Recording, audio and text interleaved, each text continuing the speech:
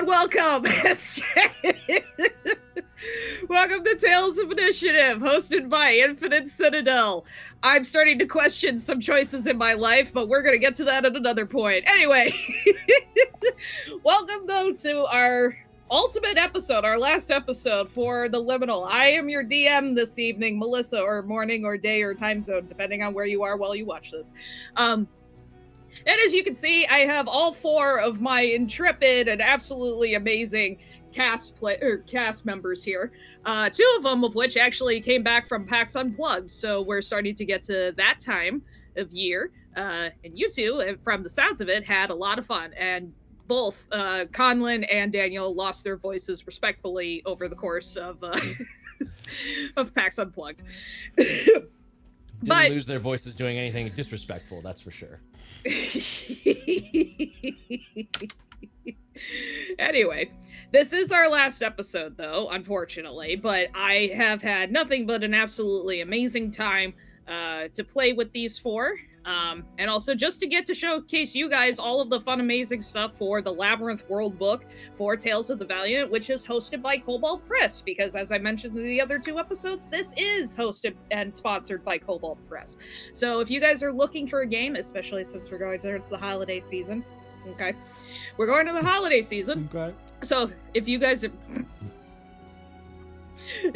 are looking for a very fun game for the holiday season, a very family-friendly game, as I'm still thankful for Kendo and Dot for putting so much trust into the four of us. But this has been an absolutely amazing game. It's been very easy to create a story, especially just with regards to this just being a one-shot that's just spread over the course of a handful of episodes. But this is going to be a very easy system for people to make long campaigns, short campaigns, and everything in between. There's a lot of material in the Labyrinth World Book, as much as there is a lot of material in the main rule sets for the players, as well as for the GM, and then just in general, with all the other amazing stuff Kobold Press has come up with. There was a bunch of other ones with regards to world building, and I have that book, and I absolutely adore the hell out of it. Then there's also, like, lineages, and then there's heritages, there's different worlds and all of the other lore that goes hand in hand with it too, because Labyrinth is just one piece of the bigger picture that Kobold Press has made, and they're still coming out with a bunch of new stuff too. So you guys should definitely go check out Kobold Press and all of the other amazing stuff that they have. But for now, we have our final episode for the Liminal, and for a brief recap, unless there's something else I'm missing. You forgot to introduce us, but that's okay. Got it! Tuck, you want to take it away first? Mel completely 100% remembered to have us introduce ourselves. Hello, my name is Tuck. Or Tuck, I guess. And I am playing Cypher Blurred, a Sun Monk. And I am very excited to see what Beyblade nonsense that we get into. That's going to be fun. Yes. Whoever wants to go next, Oh I'm just my gonna God. throw it up, lobby it out there. You know what? I'll catch it. Received. Hello, how's it going, everyone? My name is Daniel K. Hargrove, also known as Daniel the DM, and gang, we've got one heck of an episode for you. Again, I'm back playing Anari, everyone's favorite Voidcaster wizard. Very exciting. You know, I'm going to pass it back over to Conlon. Yeah, man, take it away. That's me. Thanks for queuing me up to show that you had the voice from PAX. So you still have the the amazing radio voice, and I'm just dying. But we'll just have a very deep voiced robot person guy this time. Yeah, I am Conlon. I am 1/3 of Infinite Citadel. I am dying a little bit from PAX Concred, but it's fine. I am playing Core, the gear-forged weapon master fighter with a little bit of a confusing history of maybe forgetting a lot of things that happened previously in his life, and just having a good time, chilling around to the Death Realm, doing like 11 attacks per turn in one turn, as in the last episode. It's fine. Yeah, and I'll pass it to Matt, who knows more, can talk more about the other stuff that I am also involved in. Hello, I am Matt. I am also 1/3 of Infinite Citadel. I am the 1/3 that didn't go to PAX and therefore still has functioning vocal cords. I am playing Rot, the Midnight Dwarf cult escapee cleric of the knowledge domain. Got to play around with some amazing feats last time and blasted something for 47 radiant damage with the crazy Mystic Visions feat because it's super fun. I'm enjoying the heck out of diving into Tales of the Valiant, and you can find all kinds of awesome stuff like this, like what you're seeing, over the Tales of Initiative channel and over on the InfiniteCitadel.com page, where we make games about infinite expression and just having some cool time with cool friends. Thank y'all. I'm super excited. I can't wait. Melissa has like anti-hyped herself up after the last combat, and so I'm very excited to see what she has dug under the bed and scrounged around and found to potentially mollywop us back for the treatment we gave her poor little snake buddies last time. You have Took to thank for how badly this last episode's I'm gonna excited. go. Anyway. I definitely did some training. We went into the lab, and I am so sorry. Crank that gravity up. Yeah. We had a capsule core montage and we're ready. Yeah. 100% a Vegeta moment of, you will learn, young one. Yeah. Yes. Alrighty. And I am trying to remember where this last note was. Because I know what I'm doing. The note is buried. It's been forgotten. Nah, I found it. Deep in the records of Gondor. I found it. I'm gonna get high on Hobbit Shash and go figure out what Sauron's been up to. Sorry, did no one else think of the Gandalf scene? No. I know what you meant. Is this where we're gonna break the PG-13 thing?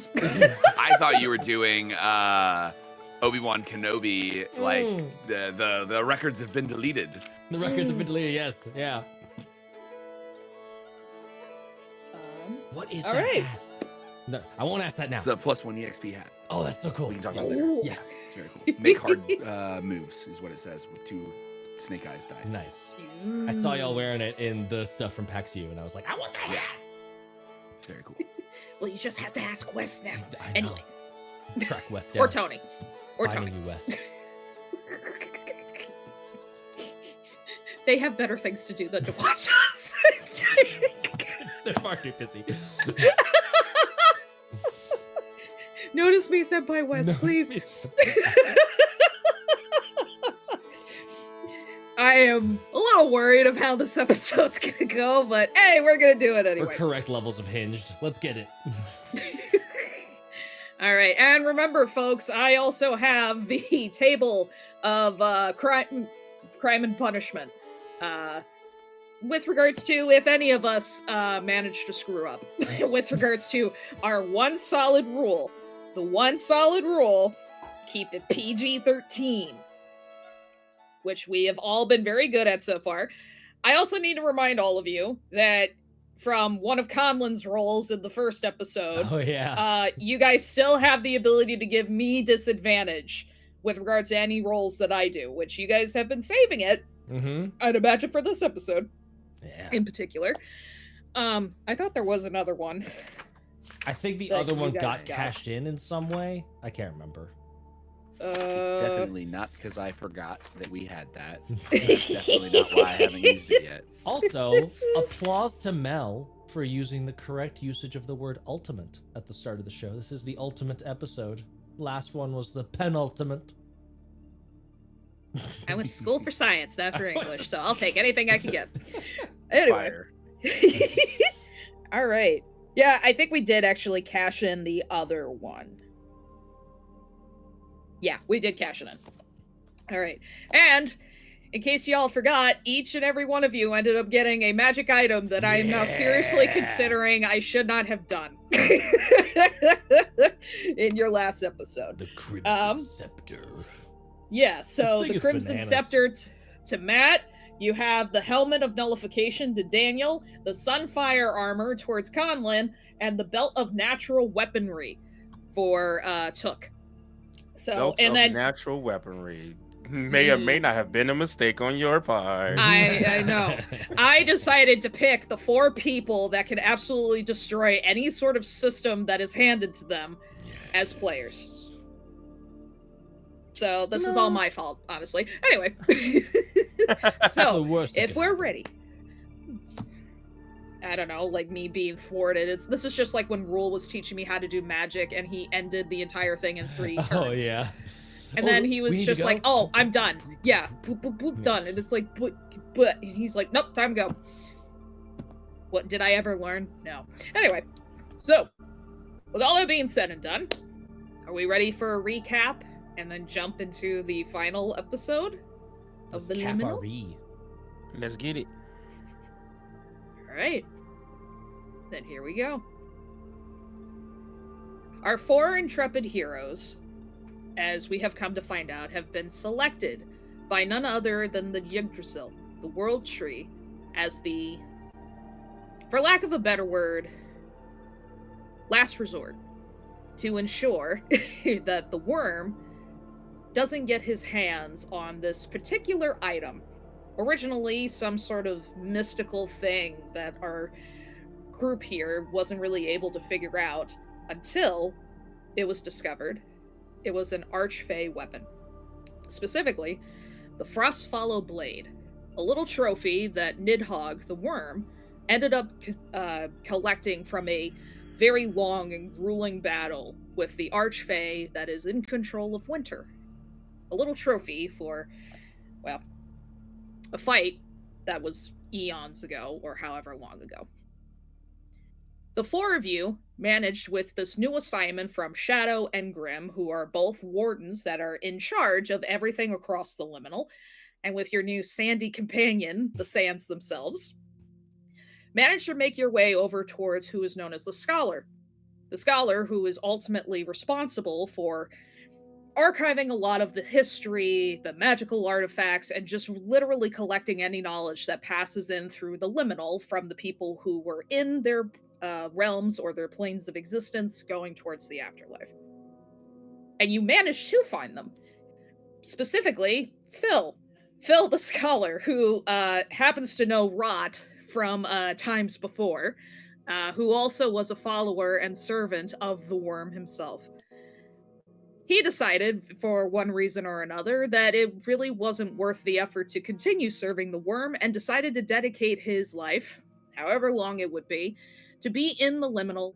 When you guys were approaching the Scholar's little cottage that was in the middle of the sands, Cypher, doing a quick survey around the entire place, ended up finding what looked like massive footprints. Some 4-legged creature. Canine in nature. Upon arriving and introducing yourselves to Phil, you realize that it's actually his blink dog named Scout, who is also ultimately responsible for why the 4 of you have been summoned in the first place, as he managed to steal this one particular Archfey artifact from the worm and hide it in the Liminal. And apparently it's not the first time he's done it. He's just a good boy. He doesn't know any better. He's silly boy.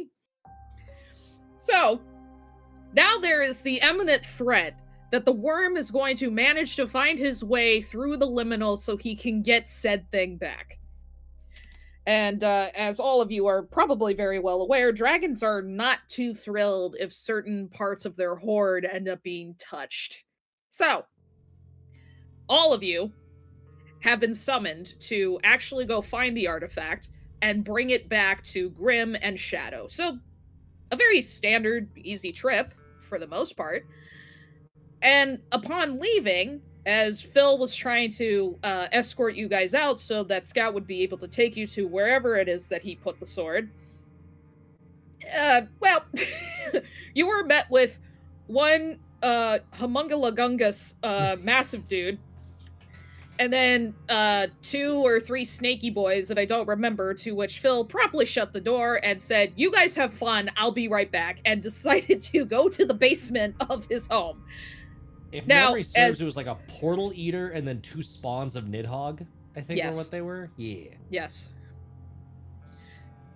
Which the story behind the spawns of Nidhogg is actually fun. For those of you who are interested in lore. The lore. Always. Lore. Give me the lore. Anyway. Much to my dismay, you guys managed to beat them within 3 turns, I think. We where pointed the equivalent of an orbital cannon at them. Colin just decided to go full X Games mode, dude, and just completely annihilate and wipe one of them off the face of the earth within... I don't even know how much damage you did. I completely lost count. It was hilarious. It was fantastic. It was like a little over 200. Yeah. Yeah. It was like 9 attacks in Yeah. 1 turn. And This we is, all were sitting there like, PAX Unplugged. okay. You guys don't have Oop, more. okay.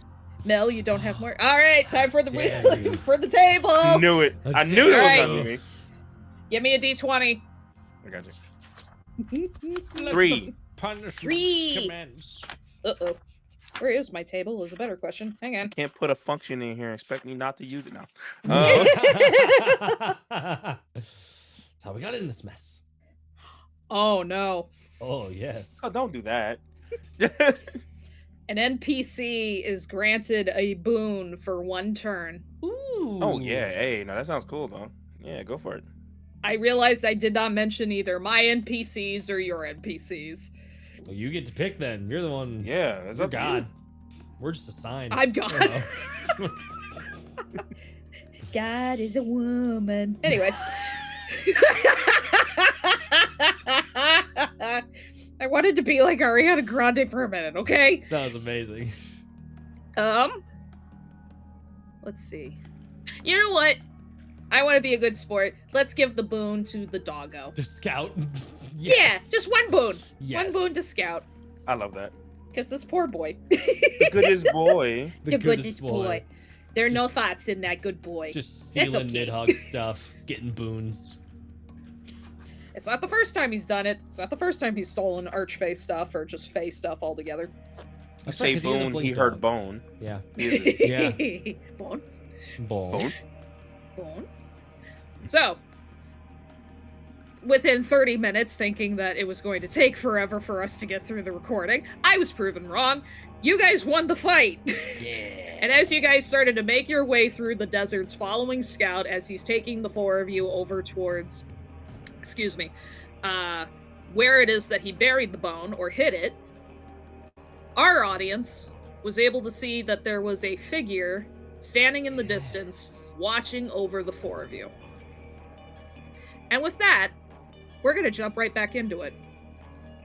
So, Scout is continuing to cross through the deserts. He seems like he has a very good trajectory. He doesn't seem to be distracted by anything else. He's on his mission like a good boy to take you to his little prize. So, for the moment, the 4 of you are walking without any issues and just following behind our good boy. So, unless you guys wanted to talk about anything in particular. No? I think we've probably No, Cypher. probably resumed the I Spy with My Little Eyes, something starting with S game, but Now Cypher would eventually be like, so you just Beyblade through people.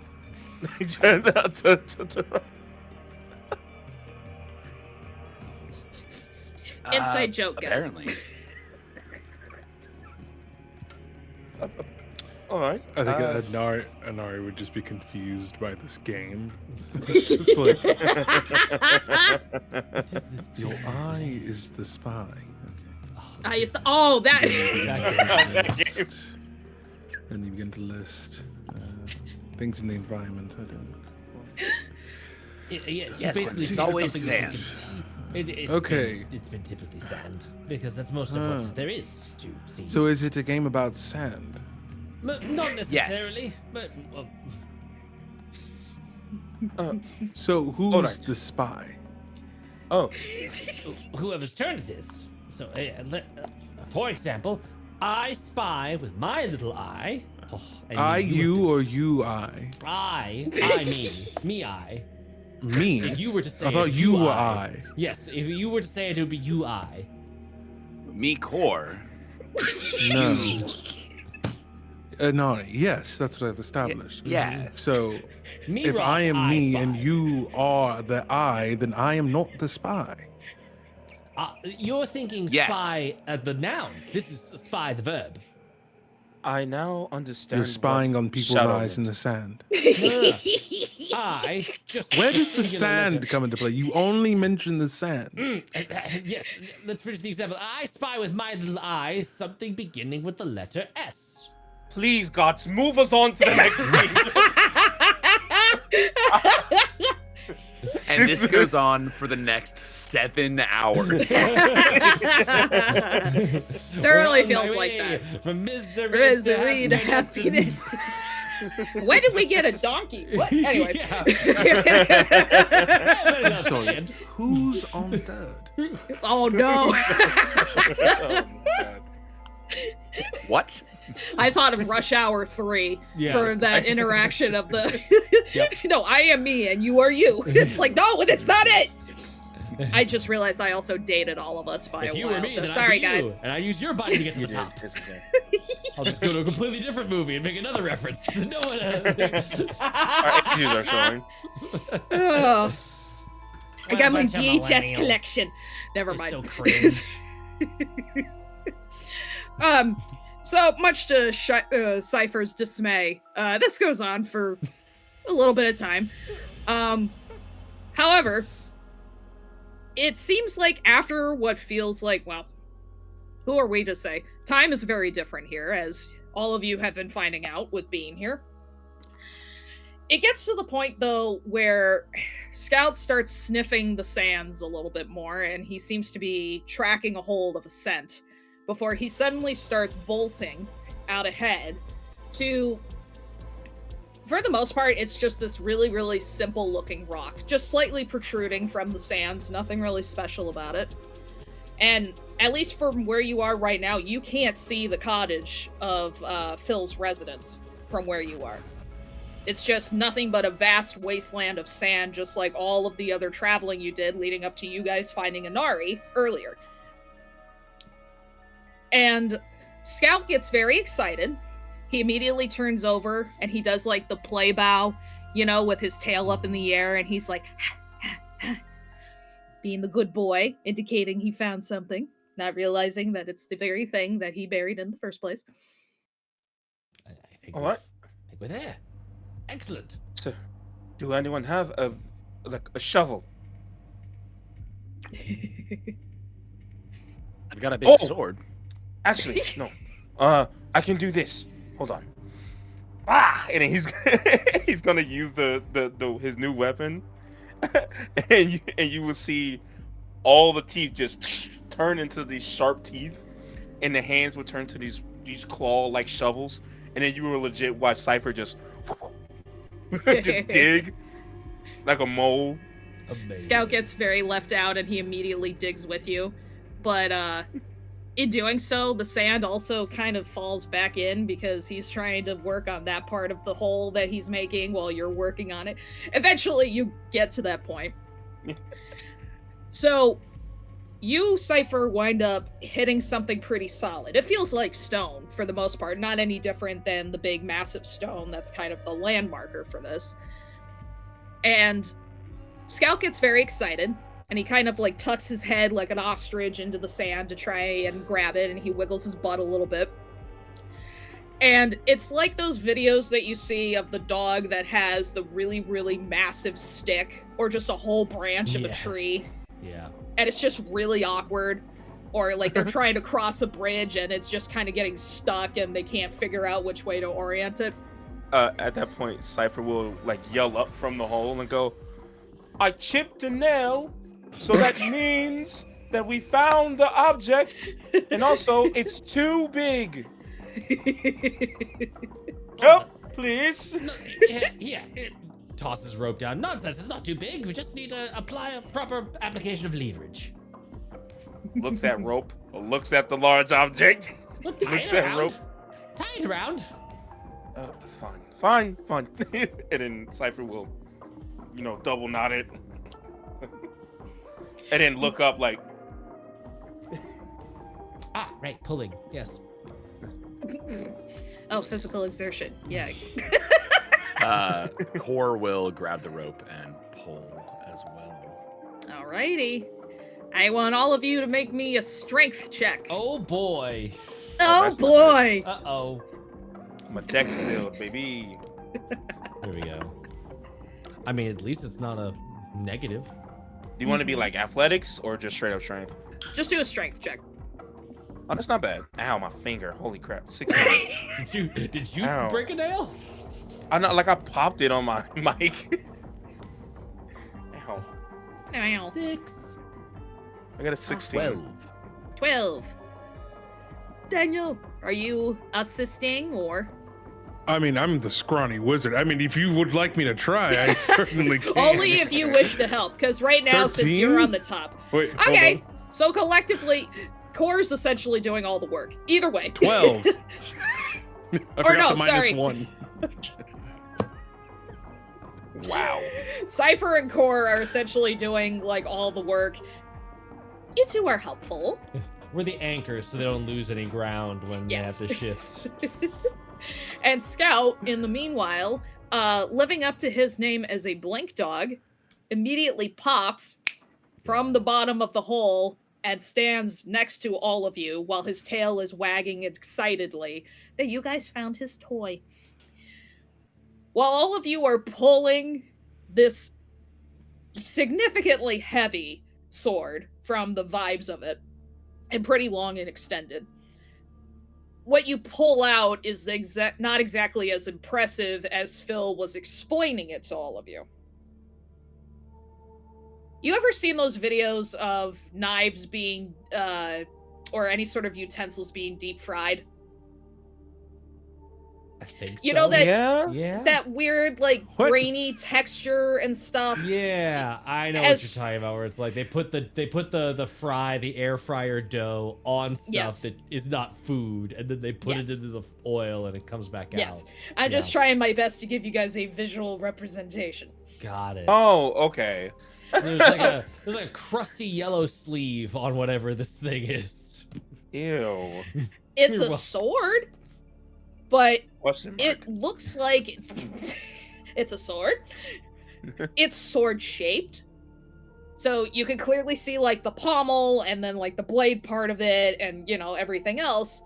But it looks like it has been there for who knows how long. Just like all of this sediment that just caked and caked and caked on this thing. It doesn't look like the grandiose, like magical, mystical la la la la that Phil was making this thing out to be. It's a rock. It's a rock. It's not a boulder, it's a rock. The settlers used to ride these things for miles. Is there any knowledge check I could do to see if this is like an effect of it being in the liminal? Like if it was like, since time is weird here, could it have been here 10 Yeah, minutes? you can That's already been like. Give me an caked and arcane stuff? check. Any of you can give me an arcane check if you're curious. Ooh, much better. 27. 27. Cypher is the dumb, so I'm not even gonna attempt that. 10. Did you say 10? Conlon, did you say 10? I got an 11. 11. Core is not good at intelligence stuff. Daniel, did you Which roll stat two? is this using again? This is going to be arcane. Arcana. Okay. Let's see Arcana. here. That's Arcana, going to be oopsies. 18. I rolled 18. low. Oh. That's okay. So, from a first glance, at least for Cypher and for Core, it's a sword. For Inari, you feel like the hairs on the back of your neck are starting to stand up a little bit. It's this old, familiar feeling of just an ancient magic that you can't really exactly pinpoint what it is, but you've had experience with older magics, older beings, and all of these essences that have existed long before anything else has. You know this is old. And a little bit more refined. Rot. You almost feel like this pulse of magic.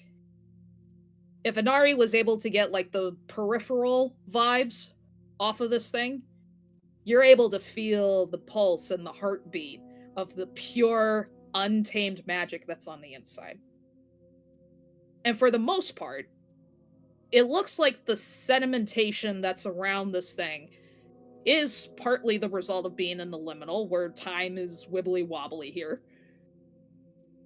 You also can't help but wonder if this was a way to protect itself. Mm. Especially since you're having 3 degrees of sensing. Yeah. No sense whatsoever for 2 of you. Preliminary sensing from 1. And a much deeper sense for you. Meanwhile, while all of you are kind of taking that in, Scout is very excited and is hopping all across the sands in excitement that his toy's out. He even goes so far as to grab it and effortlessly picks it up with his teeth as he goes back into a play arch with all of you and wags his tail. Okay, hold on. Quick Probably question. fine. Wait. Yeah. Okay. He is a Great Dane size, right? Like a little bit bigger than a Great Dane. Mhm. And he just picked up this like larger than life sword. Mhm. You said it like it's normal, Mel. He's a special boy. Cypher is so thrown off by this that I don't like. They're making a face that everyone can tell that he's so confused. Would it make sense that Scout can do this because he's Fey and it's a Fey sword? Got it, yeah. I believe that he is aligned with the magical properties of the item underneath this layer of liminal crust. That he sort of gets to ignore the notion of weight. Oh, they're from the same place. Just say that. Sure. Technically, that may or may not be true, but in general properties, yes, they are from the same place. Nothing like a dog holding a giant mozzarella stick. That sounds so cute, But though. on the inside, It is it's very not cute. cheese. It's highly potent Fey magic.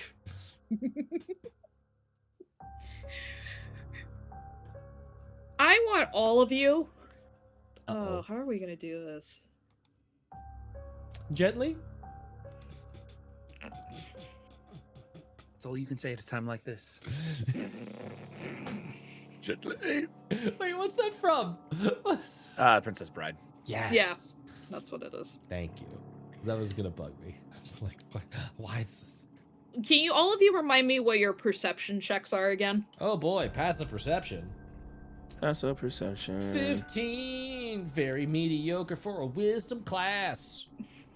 14 for me, but my passive investigation is 19. I just want to put that out there. Okay. Okay. 13. 12. Okay. 12. Oh, buddy. I know what I should have based this entire encounter on all of your passive perceptions. Yeah. Wisdom. Wisdom. We are. What we about are a yours, wise Conlon? bunch. Cool. What about you?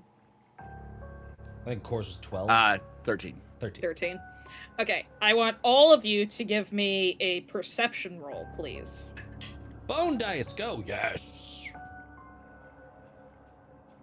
Why am I looking Perception is.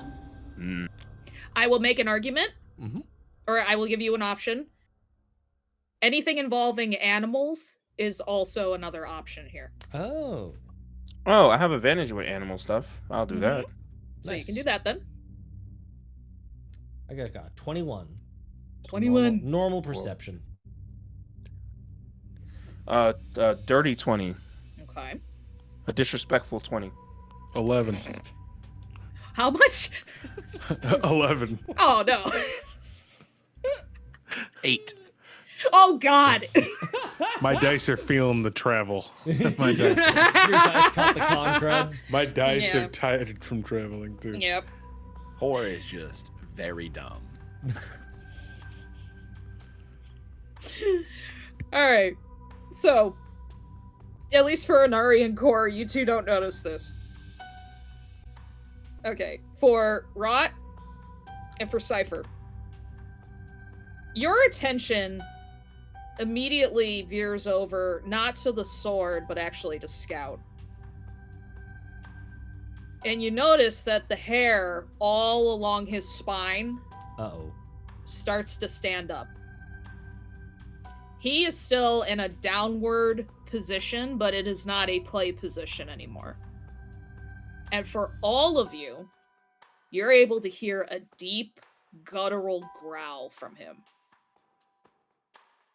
Is it at Oh. us, or is it at something in the environment? I see you all found it, Oh, as behind you is Shadow. You know, if we don't turn around, it's not there. it's not there. Doesn't count. Doesn't count if we turn it around. Yes. Mm-hmm. I hope you're talking about the sword and not me. I don't think it's working, Cypher. Inari turns around. Thoughts. Well, at least you all found it. I decided to go ahead and take the initiative to actually walk and meet you all with all of you. Grim is unfortunately distracted with some other stuff that's going on at the moment. Hopefully nothing terrible. Some more of the Lost have been prominently popping up and collectively have been, I don't know, attacking some of the other souls that have been trying to get there, and it's been increasingly getting worse. So, I came to collect the sword, and then that way all of you can take your time to get back to the rest of us. So, Shadow holds her hand out. Cypher will. Once, Oh, you go for it. did we met them last episode, correct? Yes. All right, You did and not. they were. I know I Oh, didn't. that's right. That Yes, you didn't. We did. We met him Okay. in the first episode. So, So for a as I description- expected, Inari will play an. I'm sorry, who are you exactly? Oh yeah, you're the fourth one. And you I'm are? Shadow, one of the wardens here. The right hand of Grim, who's responsible for collectively all of this. Making sure it's kept in check. And Grim's you just the- happened to show up when we found it, instead of being a part of the journey of discovering it. As a warden, you have to be aware of everything that's happening here. Cypher will whisper to Inari. Also, none of us knew that it was a sword until now. So how did they know? Can I roll an insight check on good old Shadow? Mm-hmm. The urge to slap their hand, from BG3, is so evident right now. By the way, Almost a 20. I saw the natural 20 for just a glimmer, and then it went away. So that's just a 17. Just a 17. You can tell that at least she seems irritated, or at least seems to be on a schedule to kind of get a move on and stuff. And considering the information she just gave of all of the Lost seeming to just wreak havoc everywhere else, you can only deduce that that's probably the main reason as to why. I think we're capable of getting it back to where it needs to be, if you'd like to lead the way. Or I can teleport us like I had originally intended to our last known position.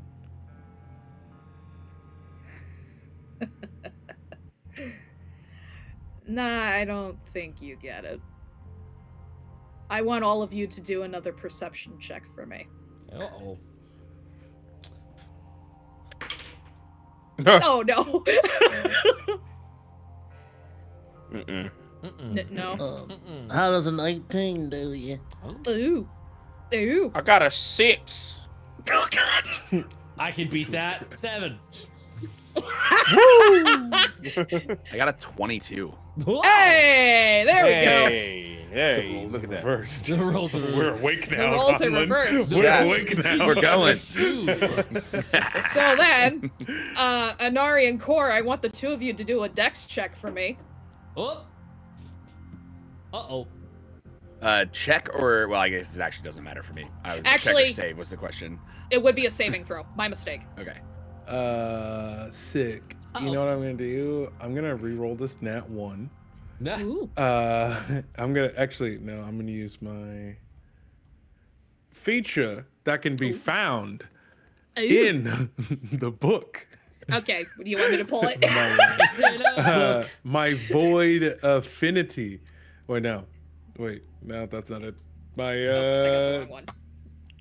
it's got a name and it does stuff. Take Let a me tell look. you. It's It's in in a... a- Mystic book. Visions, which is basically yes. a form of a personal portent that allows me to replace a dice roll.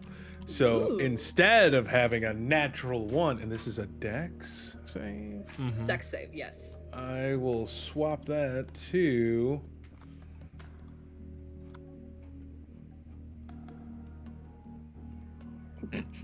does... let me tell you, does a 13 get me by? I got a bigger number, but I don't want to You waste want it. to say? I would save the number. I would save the Can I get away number. with saving the bigger number in order to use this middling number to pass Yeah. the save? Yeah. How's a 10, but I'm still gonna use it because I talked about it, and I don't want to metagame. Yeah. How's a 13 get me? Nope. Oh. Oh shit. 11 surely does not get me there. Nope. Man. Are we all right. rolling deck saves or just those two? Just those two. Just those two. Because unfortunately, you two would be at a bit of a disadvantage with what's about to happen. Oh, okay. So we're just auto failing. That's what's happening. Got Oh, it. cool. Nice. Thank you. Nice. Right. So, you two don't notice it at first. Rod and Cypher. Core and Anari. The two of you notice, not with yourselves, but you look over. For some reason, you kind of get this hint to look over towards where Scout is, where he's still holding the massive blade in his mouth.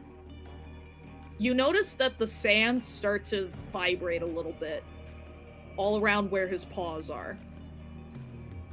And out of thin air, you see two spawn of Nidhogg that arise from the sands and grab a hold of Scout, as a third pops up to retch the sword out of his mouth. Oh.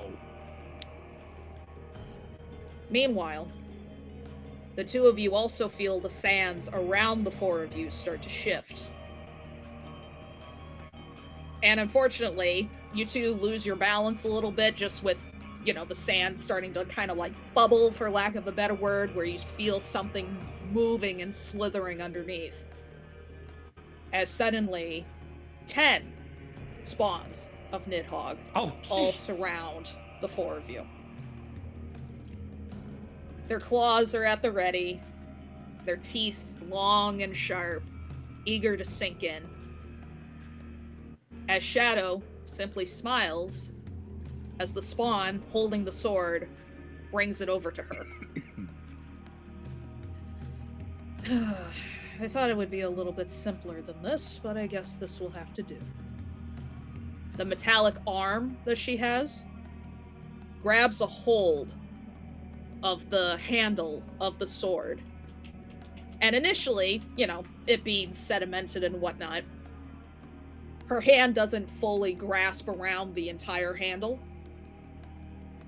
And all of a sudden, you see all of the spaces and gaps that are in between all of the metal pieces of her arm start to bleed this black ichor that slowly starts to seep itself towards the fingers.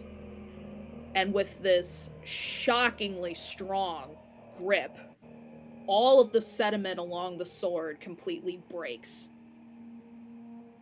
The case shattered. And now you realize just how beautiful and remarkable this thing is. Where the descriptions Phil gave you are nothing even close to what it actually looks like.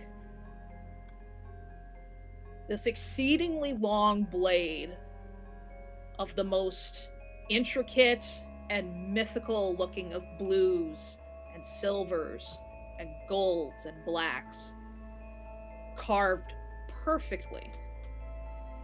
And at the end of this little handle of the sword is this blue tassel that is nothing but pure blue light. The essence of winter is the only thing you can think of for this sword. You can't help but feel a chill run down your spine from just the cold sharpness of this blade. You also start to notice the black ichor that was going all along Shadow's arms seems to be filling in the whites of her eyes as it starts to spread like veins at the edges of her eyes too. Kind of more like crow's feet.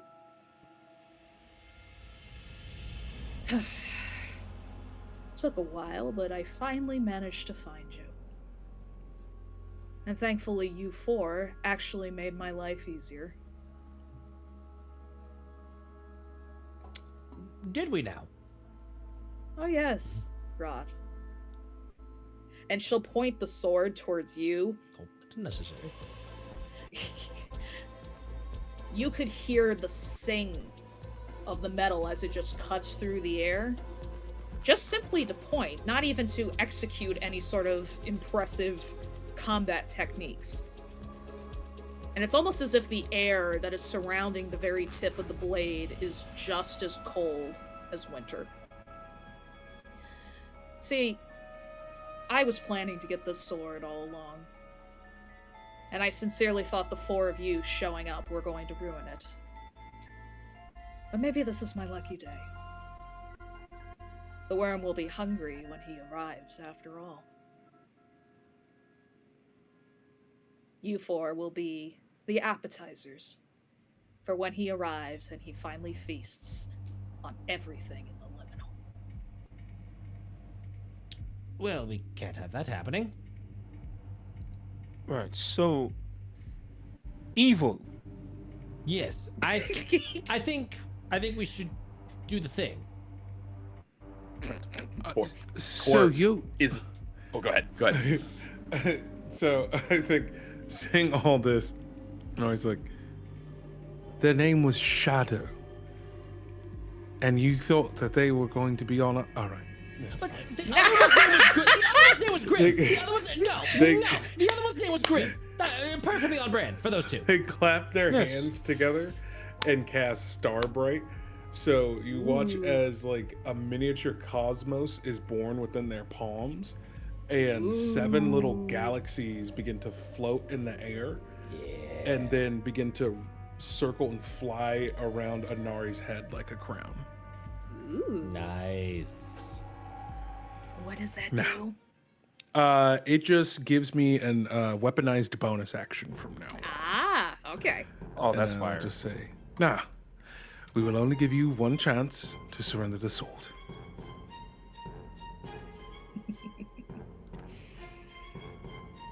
Even after all those years of fighting, you still don't know how this works, do you? I have to believe that I was brought back for a purpose. You were. To feed the worm. And No, because that's how I died. If I was brought back just to do that, you can't do that. The process of I elimination object to says this. it's not that. Objection! Look, Oh, I'm the totally rule. fine if you want Wanted an to evil say what villain that was. monologue at us, but I object to nonsensical, recursive loops of time causality. The worm is actually a ruminant with multiple stomachs, and so it needs to eat you multiple times God. from each stomach. Is it Like a cow I or a guess you bunny. could- I guess in that case, you could call its esophageal passages and intestines a liminal space. Oh my god, we're already there! Less talking, more fighting! Yeah. I'm with her. We roll initiative. Hold on, not yet. Wait, I just gotta. Give me a minute. Hang on. What did she say? What did she say? What? Hold on, give me a minute. My control F wasn't working. Give me a minute. I'm a control F you some damage. Come on. Oh, I looked at the wrong thing. Oh God. Uh-oh. Hold on. Oh, of course. Also, if this is not a Dark Souls boss beginning, I don't know what is. Oh, 100%, yeah. This is very like Sif grabs the sword and like jumps on top of the tombstone. Bro, Like, yeah. the way my heart hit my butt when I saw that for the first time. All it's really missing though is the like giant weapon pulled from a sheath that is not the sheath for the set, like from the bodies of a bunch of dead things, or like the ground or their own heart. Like you gotta have something there where like they pull some wild weapon out. Was it Elden Ring, my favorite one, where Malekith drove the blade from death itself, just out of thin air? I'm just like, okay. Those games go hard. They deeply understand how to introduce a boss that you've never once heard of and set the stakes. Like, Malekith is made for D&D. Malekith is like the perfect D&D villain. Just watching Wolfman with a great sword. Watching Souls-like speed runs is one of my favorite things, because you see this like half-naked man with like a starter weapon defeating the elder god of death by standing in a corner and rolling in the right pattern so that he swings and falls off the edge of the map and dies. And you're like, this is everything that I've ever wanted from any cinema. Absolute cinema. I love that. Hey everyone, watch me beat every single Souls game back to back with a dance pad. So, meanwhile, I'm playing and I'm like, dodge roll, and I'm dead. Dodge roll, and I'm dead. You did it! I didn't say it. I said fa. I caught myself. The sound that the Dark Souls undead, reanimated, whatever they name it, the unkindled, that's the sound they make when they fall off a grave. The tarnished. Or like when you accidentally roll off of the map like for the 80th time. All right. Yes. So Inari, I need you to make me a charisma saving throw. What? Pre-initiative saving throws. What's going on? What is happening? That's a natural 20. Oh, well, so much for my plan. Anyway. I was like, what's this symbol? Oh, that's what's this symbol? What is this arcade glyph? I forgot I had I at least had design dice, and the 20 was a different symbol, so I was like, what was that? I really love when one of them is when they do a symbol for the 1 and the 20. Yeah. You're like, which one are you? The other side. Oh, yeah. Okay. So, with all of your sage wisdom and past experiences with fighting said, intense magic, she actually tried to do Frightening Glimpse, which would have frightened you. Just you, too, not everybody in the collective group. However, you see, like, all of the veins kind of thicken a little bit from the black ichor that's kind of like, filling up her eyes. And you realize that her face drops a little bit when she realizes that her attempt is not working. We must bring the worm. Distract them! She runs off, and we're about to get into initiative for combat, everybody! Initiative! Let's do sparkly dice. I'm doing sparkly dice. Come on. Let's get it! Alright, Sparkly you all dice betrayed roll. And then we're going to take a break after we get all these rolls done, and we get this going. Get the rolls on the books, and then go hit a quick bio break, do a quick giveaway of some amazing Kobold Press Tales of the Valiant content, some hardcover. Do you want a book that is not just filled with rules, but can do D6 damage to anyone that dares rule lore you at your own table? Buy a Kobold Press book, because these things are so chonky. I rolled the wrong die. I did no. too, and I'm very happy that I rerolled. I made the wrong choice. Oh no! I got to I a was like- 19, A 19. That's some monk initiative. which finally, yeah, now I can do some crazy stuff because I'm just Yeah. rereading what I can do. Good luck. Alrighty, who's Got an next? 8. Oh no. 8 is Rot. Inari. 17. 17. Good wizard initiative. Ah, Core. noises. 11. 11. Lamb. This one goes I actually to did- 11. 11. I actually did pretty decent this time. Why don't you just make 10 louder? Well, this one goes to 11.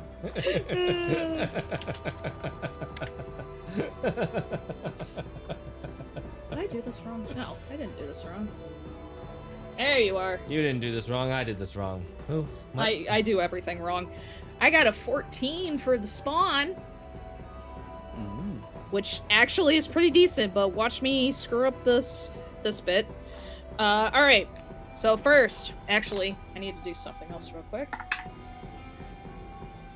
Oh, all right. And Shadow has 15. So, in order, we have Cypher, we have Inari, we got Shadow, we have the spawns, and it'll be a collective unit. And then Core, and then Rot. All right. There are what? So 12 spawn? Is that what? Go to two town, of them Core. are 12? two of them are distracted at the moment with holding down Scout. All right. So they're preoccupied with making sure Doggo is, in one piece. And then we have the 10 that are surrounding all of you. And I have to do a mystery one real quick as it rolls out of the box, because of course. Ooh, okay. We have a mystery one that's going to Uh-oh. pop up. Uh-oh. All right. So, we have our initiative. We have our giveaway in just a moment. And we will be right back to see how this battle against Shadow will go out. So don't go away. Hello, viewers. I apologize in advance as my green screen is currently covering up the unstately presence that is my office. And pay no attention to my work bag that is currently sitting in the corner. We're just gonna tuck that away for over here. And we're not going to touch that any further. But I wanted to come on here and thank you, past me, for inferencing the giveaway that we actually have with regards to the content that is being presented by and sponsored by Kobold Press. We have 2 individual books that we will actually be giving out. Both are hardcover copies of the Labyrinth World Book, as I was demonstrating throughout GMing this entire campaign, in addition to the Labyrinth Adventures book. Adventures and modules that are set up for the Tales of the Valiant system using lore that comes from the Labyrinth World Book. We're going to be doing this in 2 separate giveaways where we actually have a word that we are going to use. It's worm. WYRM. That's going to be the word that I'm going to have every single one of you watching put into the chat so we can actually do 2 separate winners for the giveaways. One for the Labyrinth World Book, for the lore and all of the history and details that go into the Labyrinth, and then the second one is going to be for the Adventures book. 2 separate winners for 2 absolutely amazing books that we have at our disposal. I will be sending them out personally to the 2 winners of the giveaway when January comes, when it's past the holiday chaos that has been going on. I would personally like to thank each and every one of you, and I am very positive that all of the cast members that I have for this playthrough would also be very happy to thank each and every one of you for watching this. I would also personally like to thank Dot and Kendo over at Kobold Press for not only letting me have the opportunity to get a sneak peek into the Labyrinth World book before it was available towards everybody, but just the opportunity just to be part of the Kobold Creates process. Every single year, Kobold Press has what's called Kobold Creates, where it enables small content creators like me and all of the other winners that came from the Kobold Creates program to have a shot at showcasing their talents, whether it's audio podcasts, whether it's actual plays like the games that we have done, or anything else. And I personally have had nothing but a very exciting time with putting myself a little bit more forward as a DM with regards towards the actual play in TTRPG space. The other thing I would like to leave all of you with is a Kobold Press affiliate link. So if you are interested, if by chance you don't happen to win either of the giveaways today, you still have the ability to go to Kobold Press. You guys can actually go to this link right here. koboldpress.com /KP store /affiliate /me. That's my name. My name, right there. So, any sort of purchases that you guys have will be a little bit of a bonus for me, as I continue to go a little bit further into the space of the TTRPG world. For those of you who might be coming in a little bit late with regards to the giveaway, again, we have 2 books, 2 chances, for the Labyrinth World book and the Labyrinth Adventures book. And I sincerely hope that all of you have an absolutely amazing time with the second half of this show for the final episode. Back to you, Mel.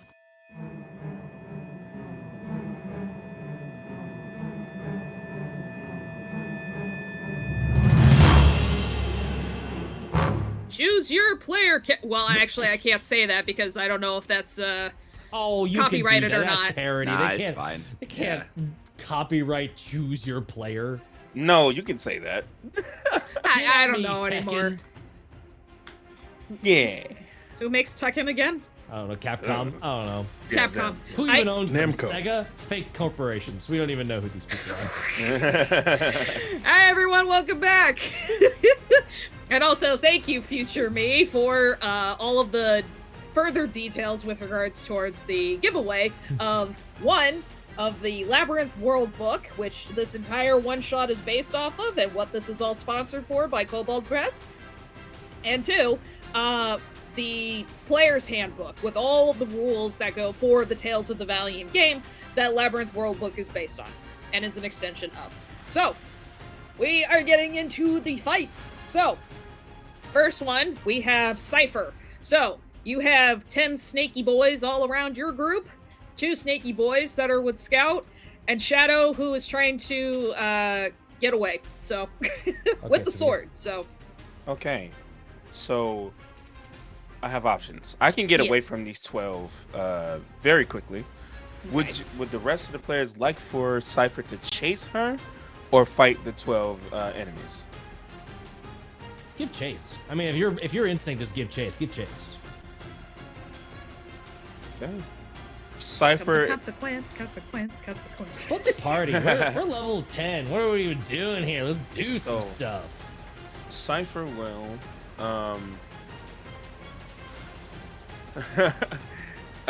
do some monk stuff. He is going to Cypher is going to I'm gonna use a technique point for sorry, this is a lot of stuff. It's okay, take your time. Because I'm doing the exact same Jumping in the thing. cockpit of an F-18. What am I doing? Where are we going? Oh my god. Oh my god. How many I'm trying to do that too. Don't you worry, buddy. Math. Oh, okay, I have a lot. Okay. Math. So, as a bonus action, Cypher is I'm gonna use Step of the Wind Okay. as a bonus action. Okay. To give to disengage. I believe I can do that. Can I use it? No, I'm reading it wrong. No, I'm right. I can Step of the Wind. I'm spending one technique point to disengage as a bonus action. Okay. So Cypher is going to take a deep breath, slap their face, and you will start to see their hands and like their entirety of their body, where all the wraps are, start to burn with this low yellowish glow as like the Flash, like just right past all the enemies, dodging, flipping around them, and will use their full movement.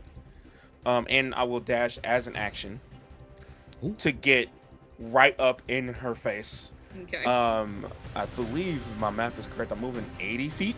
Yeah, how far away is Shadow?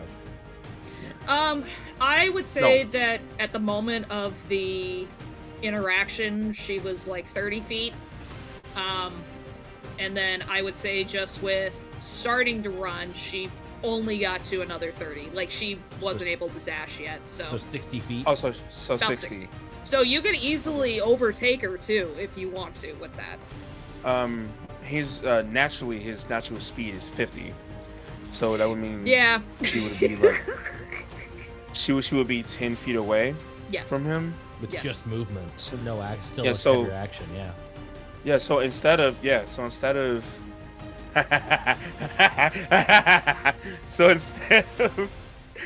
don't know if I like the maniacal laugh anymore. Crack it open, Took. Yeah. So jump. Instead of dashing, Cypher is going to full run, and then as they're running, 2 jabs, and you will see these basically these key blasts just out of their hands. And I'm going to spend the 2 technique points to do so, a part of the 2 attack actions that I'm going to do. Nice. Okay. I just need to find the page because I just lost it again. Yay! How many tabs are we up to, Mel? You shut your mouth. I want to say more, but PG-13.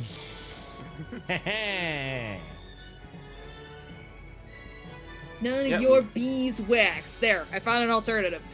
When you make an unarmed strike as part of an attack action, I can expend. Yep. All right. So I'm right.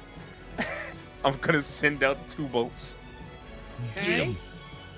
And what would be the what would be the hits for those, or are those automatic, or?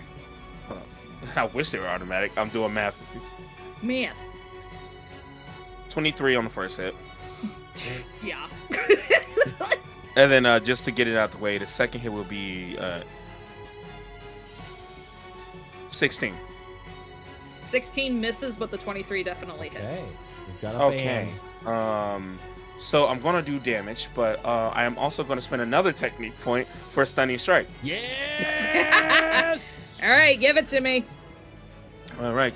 Can you please make me a Constitution saving throw? All right. Let's see. And you need to beat a number. A number's good. What is it? Con save. Okay, but of what from me though?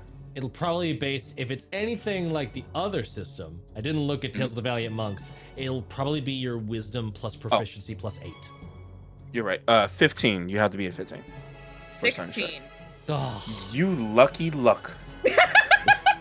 You lucky luckerson. All right, let me get you that damage for the bolt. There's gonna be a lot of words rhyming with duck tonight. This stupid autocorrect. Yeah. So on the successful hit. Oh, that's nice. Not us just discovering more and more powers layered underneath. Yeah, because this is a lot. Nice. Monks are broken, dude. Says the guy who made the broken monk, who is also really good at breaking characters. Kobold Press to thank for all of our lovely mechanics. We didn't do anything. It was just jeez. That's 10 on that hit. 10 radiant damage. Okay. And as that. Oh. No. Okay, I can't do that yet. We're good. Oh no, I can't do that. No, can I? I'm so sorry. It's okay. You're just sounding so disappointed. It's like, oh, no. If I was wearing like a fitness tracker, it would think I'm doing cardio right now. Interval training. Okay, we're good. I spent 4 points. We're good. Yes. If my math is correct. Okay. Yes. Right. Okay. But yeah, no. After slamming the fire into their back, Cypher is going to do the boxer stance and then slap their fists together and go, "I'm coming."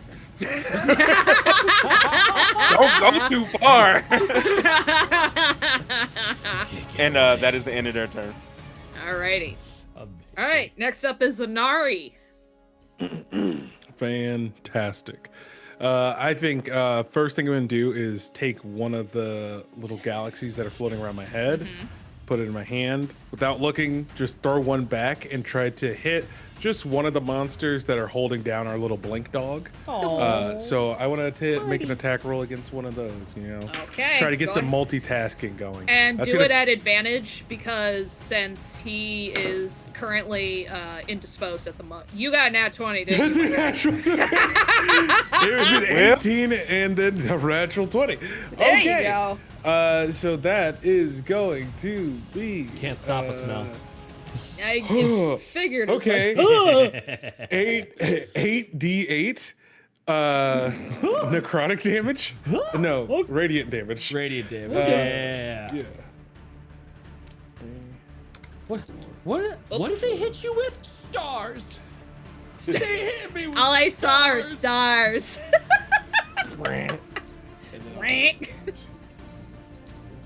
I love that in the world of like Tales of the Valiant, like this classification of systems, radiant damage is either ooh, sparkles, holy wrath, divine, or like radiation.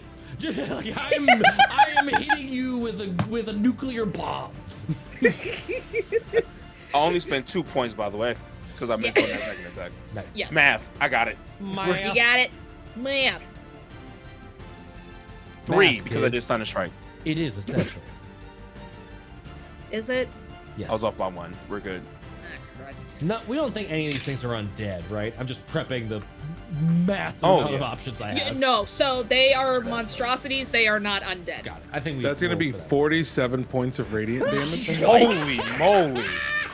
I got a lot of 8s. I didn't know it was legal to get that amount of 8s. Oh, whoa. Yes. And That then was how much? You said 40. 47. 47. And then for my action, because that takes a bonus action to fire one of those, I will then look at Shadow, and I will begin to cast a spell as again, I have similar black veins and ichor that flows from my eyes, as I will then imbue this spell with some of my void speech, and then just another voice begins to take over. And then I'll just say, I will show you the truth of despair. And I will cast, let's see here, Truth of the Void. So they need to make a wisdom saving throw with a DC of 17. Okay. DC saving. And I'm going to imbue this, with the disorient. I'm going to taint the spell with the void speech, so they have disadvantage on this save. Okay.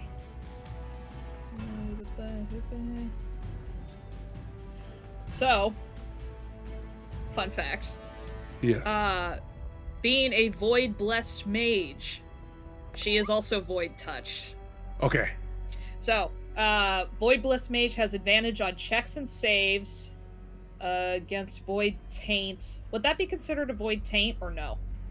This is definitely taint. So then it's just a straight roll then. So no advantage but no disadvantage. Okay. For all Also, of that. rereading, I'm wrong. That I'm reading it. It says disadvantage on the next attack roll or ability check. Gotcha. This Never is mind. a saving throw, so they would still So have the it advantage. determines her next one. Yeah, but I will instead use the boon to give them to make it a single roll. Oh, nice. Okay. Yeah. Gotcha. All right. Good memory on our boon. Yee. The brain's working. It's the brain's caffeine. Yeah, that's a no. So that's a 12 for her wisdom saving throw. Yes. Okay, Get so this happens to be the perfect spell for the situation. The target must succeed a wisdom saving throw or be frightened of you and drop whatever it's holding. On its turn, it must take the dash action and move away from you by the safest available route unless there's nowhere to move. Then the spell's effect ends. Okay. And that ends my turn. So, Nice. in fright of realizing that the same game she tried playing with you earlier did not work, she reluctantly, but completely compelled by your spell, drops the sword. And, Cypher, can you do a check for me? A perception check? Ooh. I can. That wasn't too bad. 17. 13 plus 4 is 17, right? Mm-hmm. So, while you notice that Shadow did drop the sword, you do see that the black ichor seems to be making its way around the handle from her hand Ooh. and slowly starting to cascade all along the blade. Mm. It is now Shadow's turn. I'm going to So- punch her a whole lot when it's my turn. I just want you to know.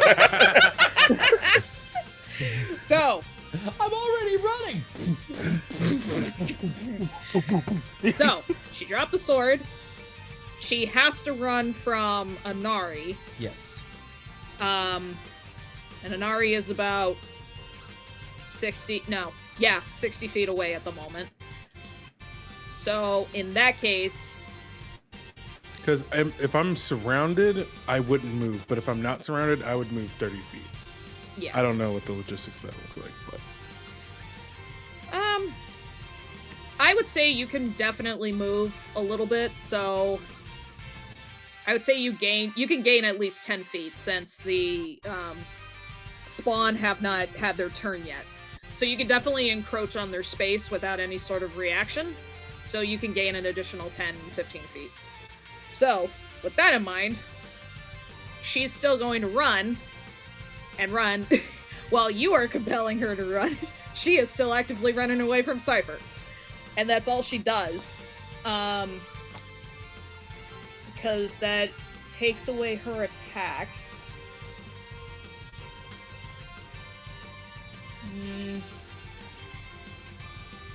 Yeah, because she can't attack you with that, correct? no, the only thing they can do on their turn is just dash away. Yeah. Okay, yeah, so then that's it. So she's going to run, and then she's going to dash further away. So she will only be gaining about... She'll do an additional 60 feet from where you are right now, Cypher. So, and then gaining more distance away from everyone else in the group. All right. So that's her turn. Does she get a save at end of turn for that fear effect? Or is that...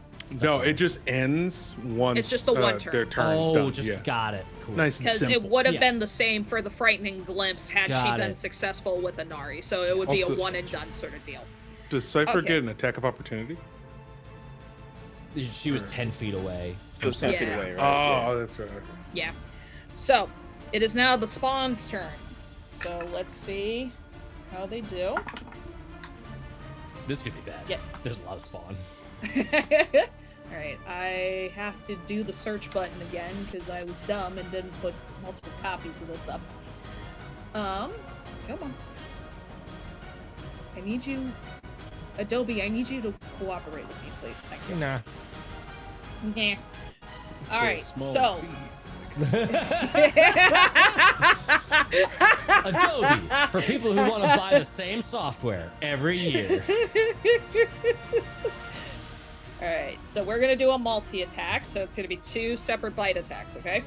So, first one is going to be towards Anari at a 18 to hit.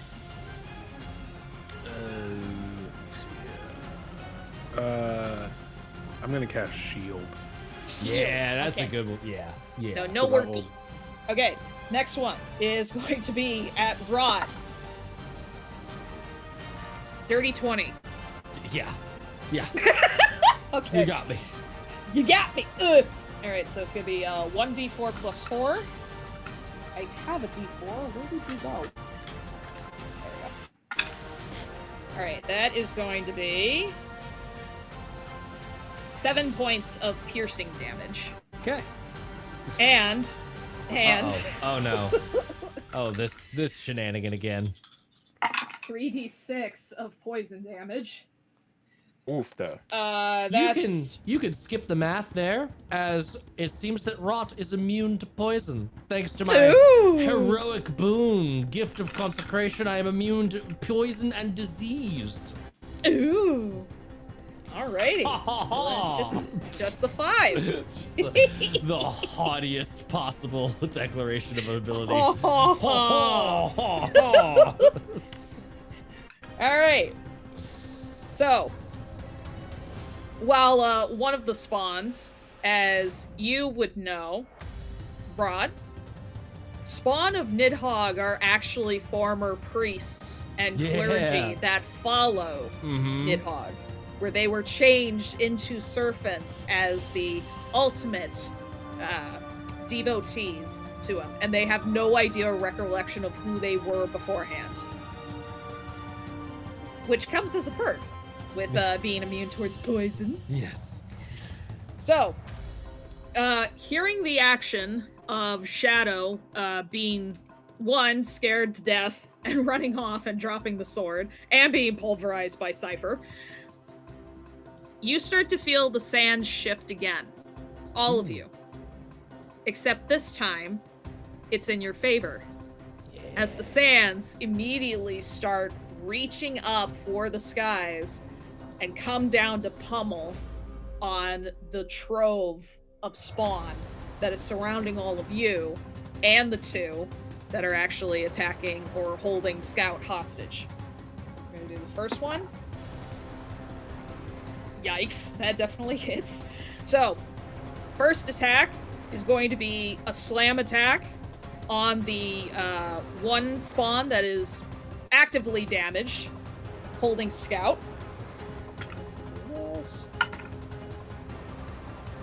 That is... Oh yeah, he's dead. You just hear this sickening crunch as the sands tower over. It's like how you're swatting a bug on a table, and you just hear this loud crack as he's just wiped out of existence. Scout having absolutely no issue with attacking the other spawn and having a time of his new chew toy. Let's see. Was that the injured spawn from Anari's? Gotcha. So that one got toasted. So now it's just the new chew toy for Scout. Yeah. It's a new toy. Alright, we're gonna do this. Okay. That one's a miss. For that one, so then the third one. That just hits. Alright. So. You wind up seeing another wave of sand trying to knock at some of the spawn that is surrounding the remaining 3 of you. Initially, the spawn end up splitting as they managed to divert away from the first attack, but then a second one came up from behind and knocked 5 of them into the sands, drowning them, slowly being completely encased in the sands. Now, Core, it's your turn. You have 5 of the remaining spawn left surrounding all of you. 1 still on Scout, and then Cypher is actively working on gaining speed with Shadow, with the sword right in front of him. Okay. You all seem like you have the Shadow handled enough. I will deal with the other things, the serpents. So, man, this is gonna be, so wild. I bet you don't see this coming. I'm gonna make an attack. Oh my god, really? Action. Yeah. Oh no. But I guess, first, okay, sorry. So first, I'm gonna do my bonus action wind up. So I'm gonna hit the whatever one's the closest. So are the like spawn all like pretty near each other? Yeah, I'd say it's like a half circle at the most part. Okay. First half scattered. Cool. So Core's gonna like be as in the middle of the half circle as possible, where he can still hit with his giant sword. So wind up, I ready a powerful attack at a nearby enemy. Select one target you can see within 10 feet of you. So I'll choose one of those. If you hit that target with a melee weapon attack before the end of your turn, the first such attack deals extra damage equal to your proficiency bonus. So I just do an extra +4 damage if I hit this thing. So I'm going to hit it. I'm going to attack it with my big sword. Big sword. Okay, I get a +8, and my brain will work eventually on how this all goes. That's a 16 to hit. That'll hit. Rad. So that's 4 plus 2d6. That's a 6. That's a 5. That's 15 points of damage. All right. Do I add it now? It's just the 2d6, right? I cannot remember how D&D Plus works. strength. Plus strength to damage? Yeah. Yes. So plus strength plus your proficiency bonus because of the wind up. Oh, yeah. So, okay. So that'll be an extra 4. So 19 points of damage. Okay. And then I'm also going to use one of my proficiency, I'm going to use one of my stunts, which is, I have 5 of them. It's proficiency bonus +1. Arcing Strike, when you deal damage with a heavy weapon wielded in both hands, you can also deal half the damage you dealt to a different target within reach that you can see. So I'm going to hit that one for 19, and then I'm going to hit another one for whatever half of 19 is. 9? Yeah. 9. All right. Oops. I can do math. Darn it. Yeah. Are okay. either of them dead? No, they're looking bad Okay, and in shape, sick. but not dead yet. I'll hit the first one again with my next attack. This is 1 out of 9, folks. Well, it depends on how I roll, which in this case I just rolled He's gotta roll a pretty crit. horribly. that. Yeah, that was an 11. An 11, that will not hit. Okay. Can I do anything about that? What's going on here? What do I do? What game is this? Why are we here? Ooh, if you do miss with an attack, you do get a luck point. Can't remember if you that's had like true. a magical reroll thing, but you do get Oh, one I forgot of those. about that. Yeah. I should add that to mine too. Yes. It's mostly yeah. crits. Cypher got a reroll Okay, or a luck so point. yes, I did miss that attack, but that's okay. So I will get my luck point from that, and then I'll do my third attack for this turn. That's a 26 to hit. Yes, definitely will. Sick. And then this one does not get the proficiency bonus, so just 2d6. Okay. And I rolled a 1 and a 4, +4, so 9 points of damage to that one. Okay. And then, can I do anything fun here? Oh my god, I really need to read my abilities more. The problem is, this Weapon Master class, it's really cool, but I have, on top of all the other like feats and things that I have, they're stunts, and I have 1, 2, 3, 4, 5, 6, 7, 8 stunts that like are also options whenever I make an attack, basically. Yeah. So, sick. Okay, so we'll just do the Arcing Strike again. So an additional 4 points of damage, I think. So the other one, it's 2 stunts. I have 3 left. I'm gonna action surge and take another action. Uh-huh. I get another bonus action. Okay. So Ooh. I will also Do another wind up. bonus, action wind up, which adds my proficiency again. Come on, give me a crit. You can do it. That's not a crit. That's Dang. awful. That's a 3. Nope. Plus 8. So 11. 11, yeah. Ooh, okay. But as I just said, I should have used my thing when I missed a minute ago. Which one do I think is better? I can redirect, or I can.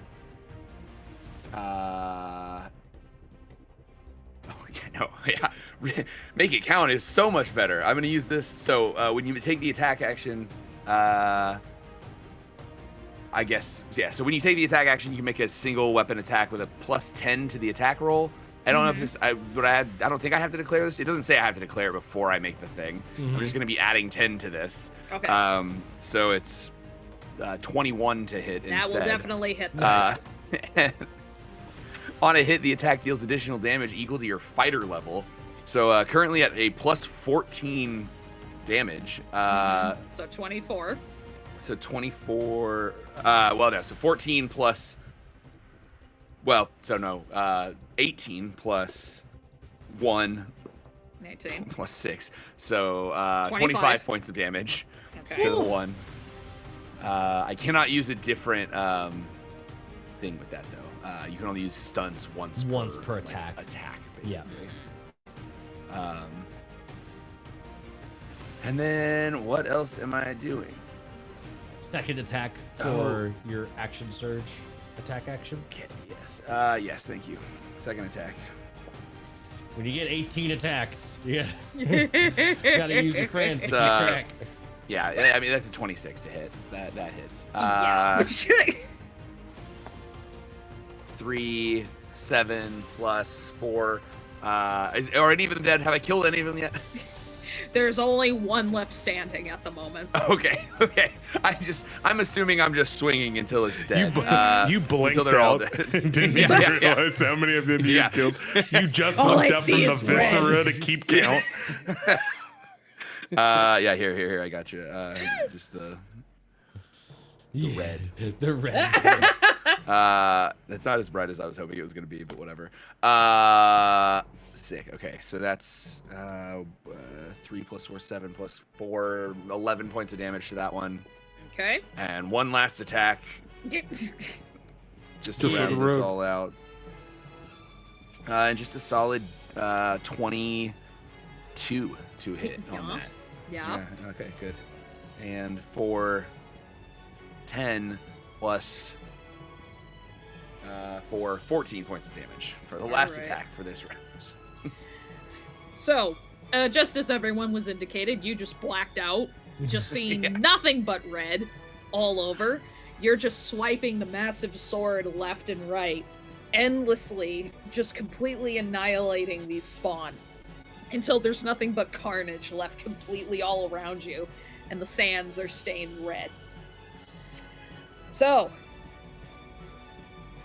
other than the one spawn that is currently being the new bone to chew on by Scout, and Scout seems to be handling himself just fine. Rot, it is your turn. Okay, so there's only one spawn left. Only one spawn left and Shadow. My god. Okay. My plans have all changed. The battlefield has changed dramatically. Everything Or I just thought looks I at was... Rod and goes, I've got this. I've got I've this. got this. Yep. I guess I don't got this anymore. Don't need to help with any of that anymore. Shadow is too far away. Or has Shadow been pulled closer by the sands? Or is Shadow still yeeted way away? Shadow made the effort because of Inari's spell to go further away. Got it. So at the moment, there's still a decent chunk of distance. Okay. Let me see. She's about 90 feet from you at the moment. Let's see if I've got anything that can reach her. Oh, But 90? you also have nothing obstructing you other than the one spawn that's currently distracted at the moment. Yes.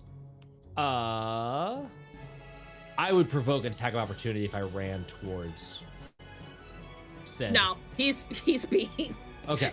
he's actively being chewed on like a dental chew as we Oh, speak. got it. So That one's with Scout. Yeah, I was thinking it was in the Yes. circle. Okay. Yeah. So just not gonna get. I'll use my 30 feet to get closer, and then I'm gonna go ahead and cast a 4th level spell. ooh. I was gonna do a whole bunch of other stuff, but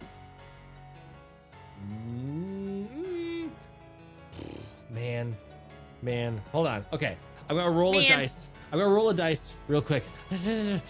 By all the paths in the engine. Nope, that's not working. That's not working. I wanted to try divine intervention, which functions a different way and tells the Valiant. So you roll a d20, add your proficiency bonus. If you get a 20 or more, you get to then do an action of any spell off of the divine list as your god intervenes. It's basically like a use it, but it doesn't cost you any action economy if it doesn't happen. So I wanted to just chuck it out there, see if we got it for free. Nope. So moving on.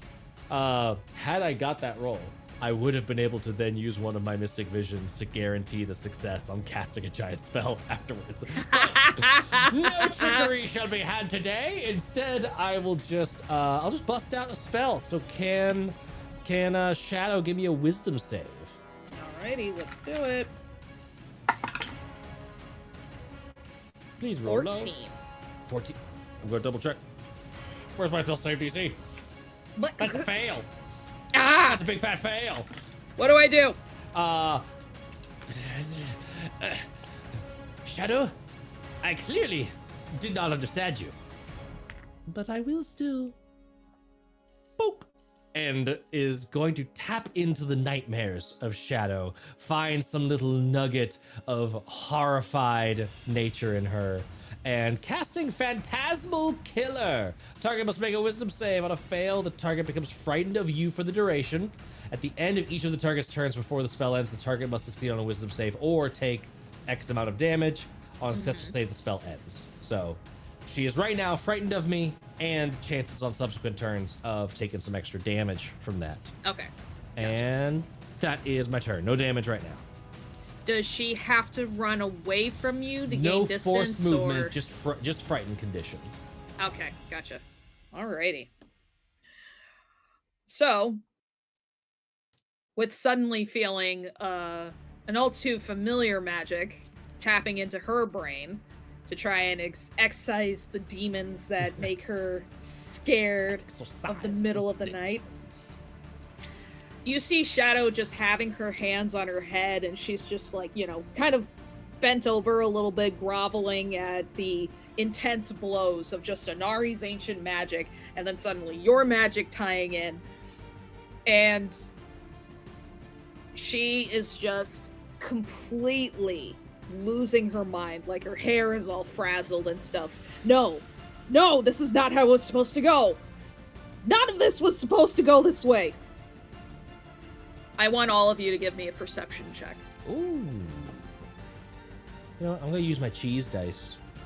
Jeez. 14. 14. No, 19. 19. Ooh. The cheese has done well for you. The cheese has done well. The cheese is cheese. As it always 10. does. How much took? 10. 7. Jeez. Okay. Well, as Shadow falls to her knees from this onslaught of attacks and magic, Rot, when you were facing her, your eyes slowly drift over towards where the sword is. Or was. Uh-oh. As you look up and you realize that the sword had lifted off from the sands and started making its way floating towards at least where around the rock used to be, where it was buried before. And you notice that the black ichor has actually spread across the top of the blade. And almost as if it was Kor who, with his blade, was doing like all of the Beyblade techniques of just these circles. The sword immediately whips as a slice cuts through the liminal space, and you start to see the darkness of the void open on the other side of this tear. At first, nothing happens. But slowly, you start to see the tear gradually open as a dark, guttural, primordial ancient growl rumbles. And a clawed hand slowly reaches out, its fingers and talons sinking into the sands. Slowly, another clawed hand reaches out and grabs a hold of the tear and pushes it to open. Uh-oh. As you all see, and I'm going to put this in the recording chat, Oh, no. and all of you at home will Oh, see no. this, when you're You'll when just you're get watching this. Our reaction. For all the viewers at home. That's what you find slowly emerging. No! Oh no! No! Oh God! Oh. Now, for all of you at home, this is artwork that is done by none other than one of our very good friends here on the chat, Jack. Jack is a phenomenal artist who does a lot of concept pieces. This was speed artwork that he did for me, in addition to the one of the blade. So thank you, Jack Kaiser. You all can follow Jack on Twitch, where he does all of his sketches live, and is a phenomenal person. That art Jack crushed it. That's horrifying. Whoa. It's like, Oh God, I see it now, huh? it's, It's in the wrong chat. it's like if a It's like a- dragon had all of its skin starting to like Melt? necrophagiate off of itself. That's so cool. It's a dragon on I'm scared. crocodile. On crocodile. I'ma steal it. Does anyone remember that? Like, I 3 remember months that we all a- talked about crocodile. I remember that a little too well. So, That was a Google Okay. I regretted. your FBI agent was curious as to My why you FBI Googled it. agent vomited that day. Did not like what he saw. It was a bad day. Real bad day for both of us.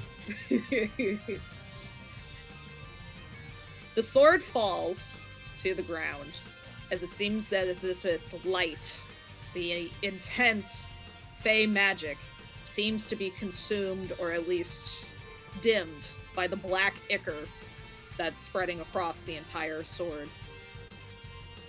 As Nidhogg himself slowly emerges from the gaping void, the skin that is left over shakes as his massive form starts to settle in. Talons digging into the sands as the same black ichor that is covering the sword and emanating from Shadow seems to seep into the sands. You could almost feel the sands recoil and retreat away as parts of the sands start to become this black, ooey gooey mass.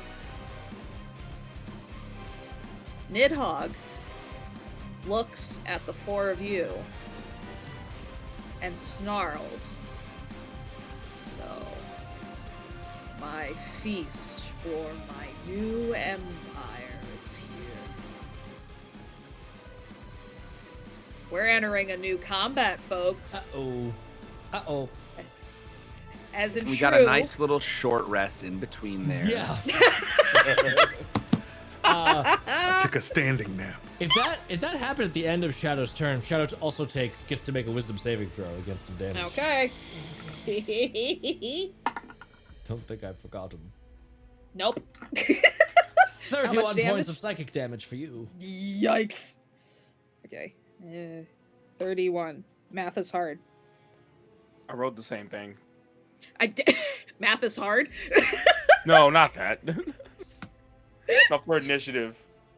Again. All right. So, because there is a new presence on the field, let's re-roll initiatives for everybody so we can see where everyone goes. Yeah. I got a 19 again. Alrighty. Oh, let's not do Jesus, my that. favorite terrain. My other one was better. Oh, Oh no! I'm sorry. This isn't very nice. I'm sorry, Daniel. I took your luck. Oh, Because I also got a 19, but Hey! Trevor I'll can go go first. first because you got the Dex mod. Yeah. Daniel, what'd you get? You know, can I use one of my visions for this?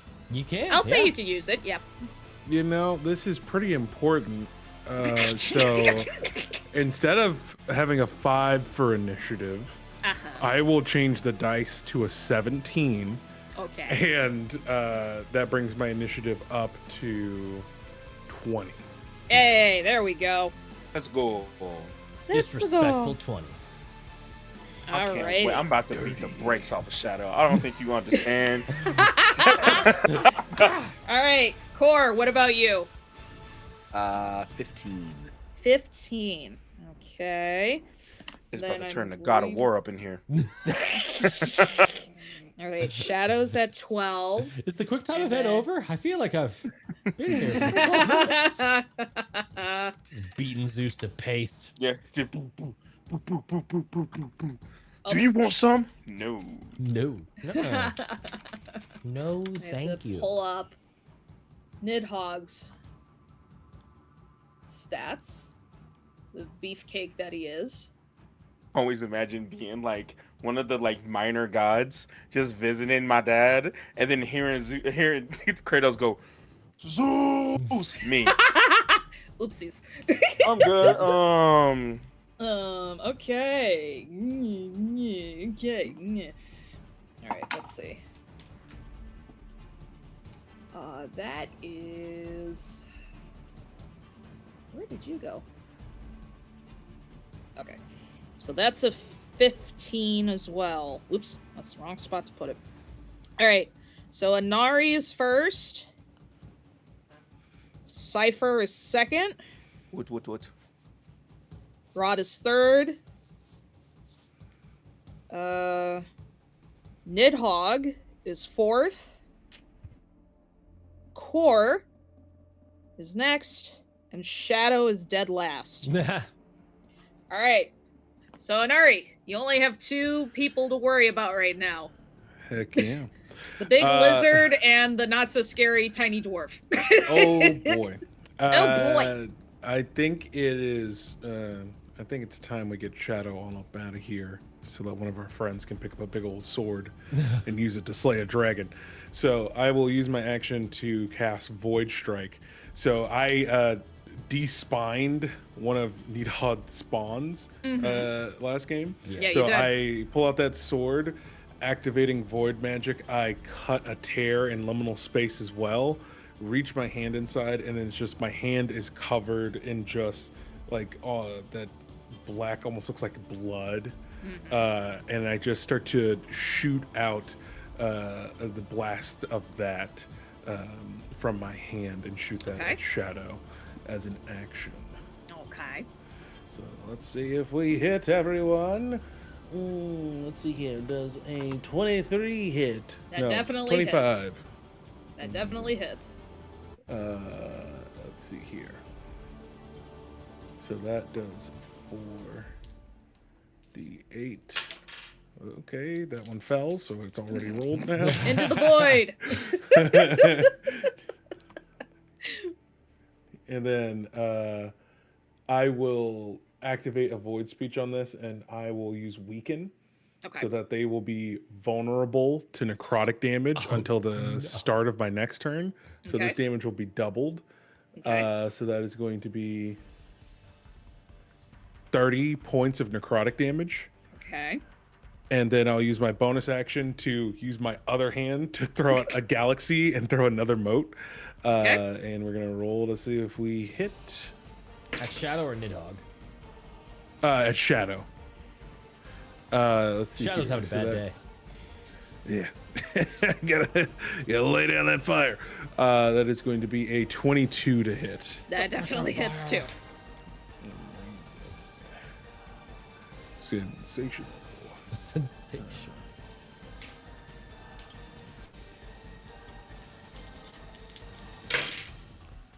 That is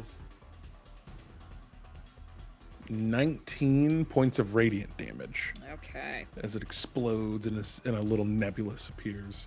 Explodes. Yes, void and star magic at my command. The void and the stars. Anyways, that ends my turn. Okay. Nari She is just having a little looking- magical crash out. Void of the stars! I'm good. I'm done. I feel much better now. She is looking very rough. Thousands of years of pent-up aggression, darling. I have the right to crash out. Anyway. I'm Very upset about being dead. Alrighty. We got Cypher next. Speaking of crashing out, Yeah. Cypher is gonna slowly walk up to her and just I've been waiting for this. And you hear just flames from his fist just start. And he's just gonna start just. Are you doing like the rattling off Henry punches. Cavill thing of just boom, boom, and just Yo, Still instant? reload, The grows a loaded beard. up. Just you just see the dread just slowly start to float up from how hot you see the steam coming off of their body, and they're just gonna. And I'm gonna spend the one technique point to hit twice with the Okay. with his bonus action. So I'm gonna hit 4 times. I'm gonna roll 4 times to see if I hit. Mm-hmm. And then I will roll you all the damage depending on if I hit or not. Oh, I'm so sorry. One is a nat 20. No. Why are you apologizing to me? You got a big lizard you gotta worry Shadow's about. so done. Shadow's so gone. The second is an 18 plus 8. Uh-huh. Do you want me just to roll those 2 damages and then do the? Yeah, just do the damage just from those 2 rolls first. All right. How are you doing, crits? I would say double the amount of dice that you will be Double? rolling. Yeah, because that's the way that Daniel Great. did it earlier for his nat 20. Double the dice. So. Oh my God. Okay. Do you need to get more? No, I should be fine. I can do the math. Okay. Math. Math. So, hold on. Brain no worky. 12. I think that's 12. Okay. Is that 12? Math. Yeah, that's 12. So 12 on the first hit. Okay. And then second hit. Oh, I'll just need just one. No. Second hit will be 9 on the second hit. Okay. And I'm rolling the other 2. Okay. Was that 12 the nat 20 you did? Yes, 12 was the crit. Okay, gotcha. It was 5 plus 3 plus 4, Okay. which is 12, right? Yes. Okay. I'm surprised I remember all that math. A lot of math. Man. 21 on the third hit. How you want to do this, Took? You like after I feel like because she was the one who did a lot of damage to her, and it would be currently looking at Shadow. Daniel, your character will see just Cypher crack their neck, walk up, and just turn into this sun, just this beaming person of a sun, and just and just go and like hit them like 100 times until there's just a crater in the sand. Amazing. And then we'll take a deep breath and go, oh, I've been wanting to do that for quite a while. Right. And then one last just kick for satisfaction. Oh. And then we'll turn to Anari and go, what else is? Oh my God! Yeah, that's up next on the docket here. But I must admit, I've only known them for less than 60 seconds, and that seemed like an appropriate response to Shadow. So Yes, but also, what is that? What is that? Nidhogg. And we'll just start continuously screaming at whatever Nidhogg is. Horrifying. And that will. Now, that will- because you have 2 left, you can either keep those points if you want to, or I can let you extend those attacks towards Nidhogg. Ooh. Since you obliterated Shadow into the oblivion. So the third attack would have did it, even though you Yes. didn't make me roll damage. So I would have one more attack, and I'm okay with Well, doing your that. 21 is what hit it on the spot for 0. So you knocked her out with the second one. That was the attack Oh. roll for the third one. 21. That's 21 was the Oh, attack yeah, roll. my bad, sorry. So you can extend that last attack towards Nidhogg if you want to. If not, I can let you Oh, that's save what it. you're saying. Yeah, I'm okay with it. No, I'm gonna do the last attack on Nidhogg again. And how far would he be away? Well, I have 50 feet of movement. It probably doesn't matter. It won't matter to you. Okay. All right, then I will roll that. That is a 15 plus 8. 15, 16, 17, Yes, 18, that 19, hits. 20, 22, 23. 23. 23 hits. All right, and I will hit him with my little itty bitty baby damage, and I will do stunning strike. Nice. Maybe Constitution saving throw. Okay. Let's see. Why not? Let's pop a This is legendary just like resistance Taylor. if it has it. Oh, yeah. This is just like Taylor from earlier. 19, 21, 21. 21. That's 10 points of damage, and can you make me a Constitution saving throw of 15? Alrighty. While I Let's spin see. my. Oh, I'm so sorry. Actually, this might work in your favor anyway. It definitely worked in your favor because I roll like crap. So, Stunning that was is a- stunned. yes, he is. I got a 13. I stunned Nidhogg, y'all. I am a god. I am a golden dog. Does Nidhogg have any legendary resistances or other things that let him shrug stuff off? Oh, that is. Let me just double check. Just in case, before we really pile on the pain on top of that. Because is stun still brutal? Playing the game. Pending say conditions. There it is. Nothing with regards to the legendary actions he does have. But not resistances. Ooh. No resistance. Low That's it. resistances. It does. Excuse me. Oh, you- I forgot. Yeah. Never mind. Sorry. I looked at the wrong spot. Yeah, so he could just choose to succeed instead. Yeah. Because otherwise, we're all gonna get advantage, and he has auto fail on strength and dex saves. That would be. And I'm super gonna bad for smite him. that guy. Yeah, for that'd be honor. super bad for him. I'm not Are gonna you lie to implying I'm you gonna have a smite him. shot because I don't roll very well, Matt? Yes, 100%. I'm just Okay, letting you know, if so- you want that boss monster to hang around for more than a round, you better start popping those legendary resistances, and we are gonna make it hurt. So he succeeds, so he's not stunned. Yeah.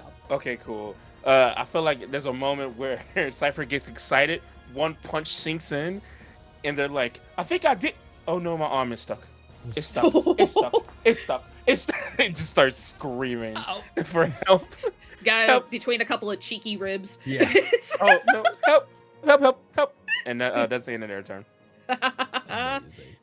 Alrighty. Now, Rot, it's your turn. Do I know if Nidhogg has any damage affinities for necrotic? Let me see. He looks very like he is necrotizing.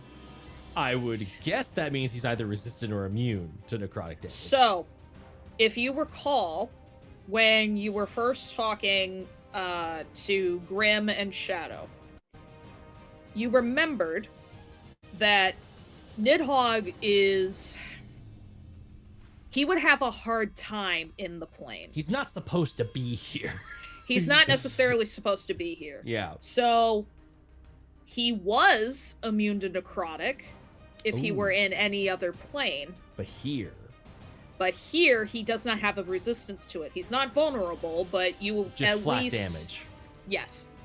Well, all right then. I would hate for I can Mel. fix that. I would hate for Mel to give me. Ooh, are you good? Ooh, but you could make him vulnerable. I guess. Hey. Yeah. So I'll Hey. save. I'm gonna. How you doing? So I'll actually save that one. I'll save that bad mamma jamma for when you do that. And in the meantime, I am going to use a 5th level spell on Flame Strike. So can you give me? Can I get a 10-foot radius that doesn't hit Cypher but does hit Nidhogg? Yeah, you could do that. All right, give me a dex. I also have evasion. Okay, So if you yeah. just If I need to wanted go do danger it, close, I can dodge it. yeah. Yeah. I assumed you'd probably be fine, but if I can make sure you're safe, I'll make sure you're safe. Appreciate that. To mimic Conlon earlier, 11. 11. That's gonna be fail. Uh-huh. Let me just double check what Flame Strike does. I rolled well for Shadow, and now I'm rolling for crap for Nidhogg. This is the way. Why is my BBEG sucking so much? But this is why it was important to see if stunned landed or not, because then it's just an auto fail deck save. At least you had a roll, which you could LR still. You could legendary resist this if you wanted to. 15, 70. It's just damage. I will just let you know that it's just damage. So if you got big pile of hit points, you don't have to. So that's 17 points of fire damage.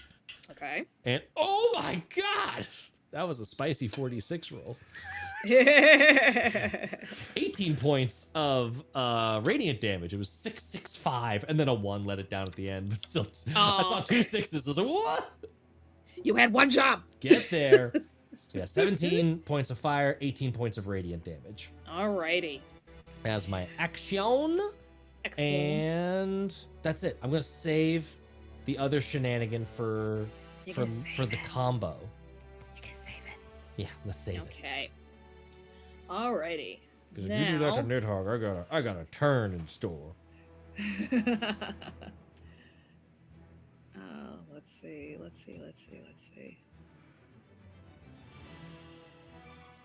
do you got here?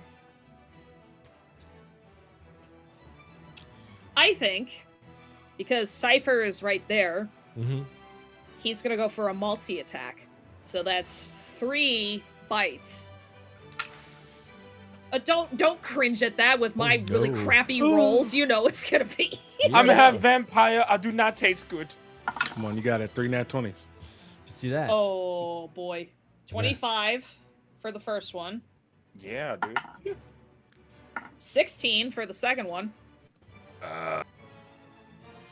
Hold on. That might miss. 16. I have so many pages on. 6, 16. It. Where is my AC? I don't remember. Where is that on here? Hold on. Uh-oh. Middle of the sheet. Yeah. This is right in the middle. It is right in the middle. It's in this zone.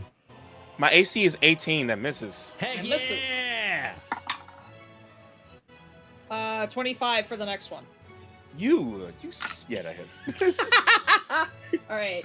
First set of damage. Oh, Wait. I hear the Ow. clickety clacks. I hear the clickety Oh clacks. no. So I'm wrong. It's 2d8s, not 2d6s like I thought. Oh, yay! Sorry, Doug. No, it's okay. Go for it. All right. So that first one is 14 points. No. Yeah, 14 points of. I didn't read the second Youch. part. Okay, so 14 points of piercing damage. Yeah. And 9. And then 18 points of necrotic damage. Gosh. Okay. That was the first bite? That was the first bite. Oh my gosh. Okay. Okay. Next one. So bad. That is. Oh no. 14. 20 points of bludgeoning damage for the next one. Oh. And 17 points of necrotic damage. Nidhogg should make a wisdom saving throw real quick. Okay. Huh. 31. Damn. Okay, never mind. Never mind. And you said 17, right? Don't worry about Yep. it. I am down to 4 hit points. Oh in one no! go. Oof. I'm a cleric. Don't worry, I'm a cleric. I can solve Okay. this. I can solve I this. think I want to apologize in advance that my rage from not doing well in the last fight is a little It's too. fine. I called You just it. hit the wrong. You're good. You hit the wrong character. You just got to do that to me, and Yeah. it'll be fine. Yeah. I just haven't gotten a chance to, provoke Cypher, Nidhogg yet. Get out of there. Cypher's like, my arm. I don't want to be here anymore. I tried to boing flip that second one, but 31 on a wisdom save is a Oof. touch higher than my He's- DC. He's beefy. What is your DC, Matt? 17. Okay, yeah. There's very few rolls that this is. I No metagaming, but I did have a quick glance at the stat block earlier, and Yep. yeah, you weren't gonna. There wasn't much that was gonna happen here. Wisdom saves are not going to be targeted from here on out. So, anyways, we started blasting. Started blasting. Pew, pew, pew. All right. I'm a combat medic, which means I do combat and then I heal anything left over.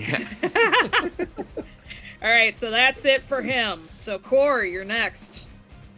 All right, I'm going to attack. Shocking, I know. Wild. I am gonna hit with. I don't have an action surge anymore, so Okay. you know this is only one Gotta keep three it attack. tame, just 3 attack. attacks. Just crit, Yeah, and then get that 4th one. Yeah. I get an extra for every crit that I get, so it's still technically possible to do 6. That's true. So I am going to ooh, do I want to do this? No, I don't. I'm just gonna attack.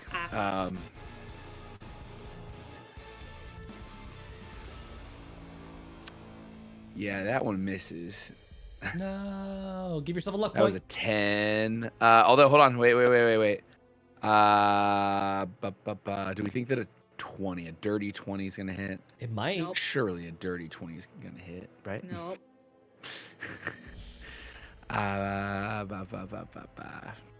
Yeah, fine. I'll take the luck. I won't waste it. All right. Second attack. That's a. Oh shit! What is that? That's a 14 plus 8. 22. My brain is so dead. 22. That hits. 24, right? No, 22. Yes. Plus. That hits. Okay. Yeah. Okay. That hits. Sick. Okay. Cool. So that's gonna be 2d6. 11 plus 4, so 15 points of damage for that hit. Okay. And then yeah, let's do it. I'm gonna use my bonus action to do heavy weapon mastery. Next melee attack with a heavy weapon has a -5 penalty to the attack roll. If it hits, I get to do extra damage equal to half of my strength score. Okay. So it's harder for me to hit, but if I hit, I do way more damage. Yep. And from what I can tell, yeah, from what I can tell, this stacks with stunts. Yeah. And so if I miss, it still stacks. So that's only a 16, but I'm gonna use my stunt, make it count. Nice. So, oh wait, I didn't read the second half of this. Never mind, I can't do that. Wait, well, there was another one that did something here. Okay, whatever. I can't do that. Nope, I don't hit then. That's fine. Okay. I just can't Dang read. I am so tired that like I am not. My reading comprehension is out the window. But that is that's a fine. 3rd luck point now. That That is a 3rd luck point. Oh wait, actually, sorry. I do have my Styx coin. When I would spend 3 luck to reroll a d20 check, you only have to spend 2 luck. And I had 2, so I'm gonna go ahead and spend 2 Yeah. and just re-roll that. And we'll Yeah, see if I go actually ahead. See if you get better. Still -5. That is a 20. What is that? That's a 26 -5, 21 to hit. 21. That meets it, beats it. Yes. Hell that's his yeah! AC. All right.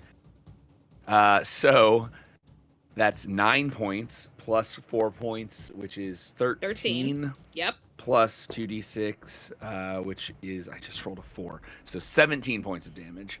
Okay. To hit. And I think that's all. That's All my right. turn. Nice. Okay. But I hope we're now back I have his attention. Hit me. Hit me. Hit me. Hit me. I want you Hit to hit me. me. Hit me.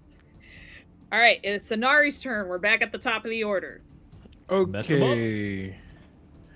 I'm gonna cast. Cry. No. Really though, I am going Not to yet. cast Scorching Ray at 5th level. Hey. So that is going to give me. Let's see here. Starts with. That's 3 more levels. So that's what 6 rays total. I Yeah, think if 'cause you it's start one at rate two. per extra level, it'd be 3 Yeah. plus 3 is 6. So Sick. it's 6. So I'm gonna give 6 attack rolls and then my bonus action attack as well. And then I'm gonna use some void speech, baby. I'm gonna give it some and that's gonna make them vulnerable to necrotic damage Okay. until the start of my next turn. Okay. Does a 22 hit? Yes. 22 hit. Yes. That's a 2. That's a miss. Luck point. 25. Yep.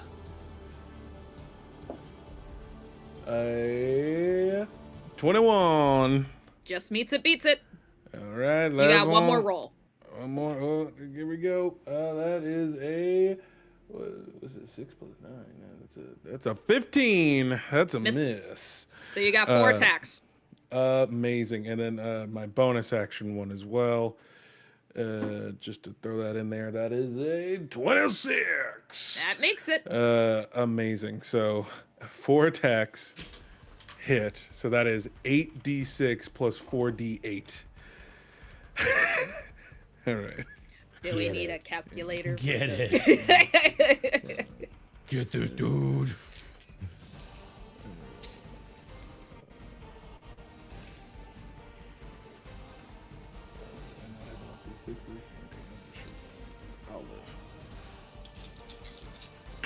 These dice noises brought to you by math. All right. Everyone's favorite. No, get all these ones out of here. What is this? What is this crock of garbage? What is this Here we crusty sand it's gotten in betwixt my dice? The shape Yeah, of we are singular past pips. the point of using our brain to count, folks. I'm not gonna lie to you. Let me get out my That, abacus. that almost 9-hour drive from Philadelphia to Virginia will do something to you. All right, Philadelphia, North Carolina. All right, here we go. That's 30 points of fire damage. Ooh. And then that's gonna be, let's see here. Everyone watching, whenever this airs, a couple of us just got back from PAX U and 16 points of radiant damage on top of that. 16. I have to do math. 1 second. Uh, I did total. Yeah. Okay. Cool. Thank you. You saved my math. I calculator. needed a minute. I'm sorry. and he's Alrighty. now vulnerable to necrotic. You uses To that the word. end of vulnerable. Nari's next turn. Nice. Start. Sorry, of my start next of turn. Nari's Yeah, next yeah, turn. Wonderful. Exquisite, even. Excellent. Excellent. That's all I got. Cypher. Be-doo, be-doo, be-doo, be-doo. Definitely having flashbacks from when the vampire lord ripped them Oh no. in half. Yep. Cypher is panicking. Oh no. So Cypher is going to use full action to disengage. I'm not even gonna spend a technique point. Just gonna Just run. rip it. Don't even care. Just rip the arm out Mm-hmm. of the rib cage and immediately turn to to Rot and just go and just full on sprint, backflip over Rot and Protect land me. behind them, and then go. Owie.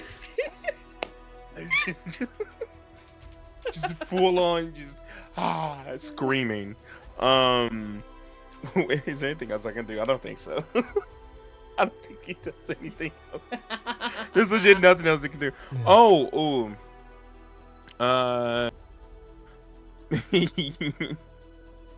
okay. Can I only? Okay, remind me, monk stuff. Can I only attack? Like use the a technique point to make. Yeah, those are unarmed strikes. I can't do anything. Okay, yeah, no. They're just gonna sit there and cry for like.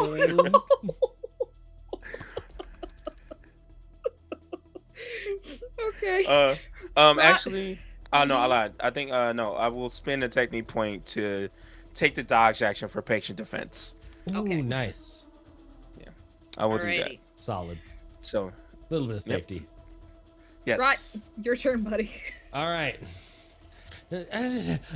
Like torn between healing Cypher and in just a moment, there's a rare glimpse of opportunity, and I am not going to be tainted by you again. How does this thing work? And just like absolute, just unleashes hell from this scepter, from the Crimson Scepter.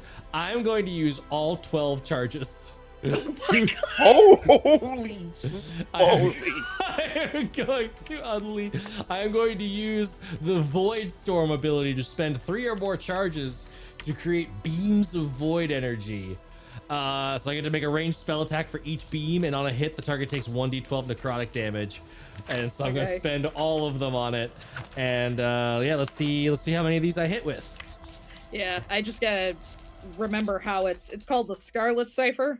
The Crimson Scepter. Crimson Scepter. The Crimson Scepter, the Scarlet Cipher, is a very good nightclub in a.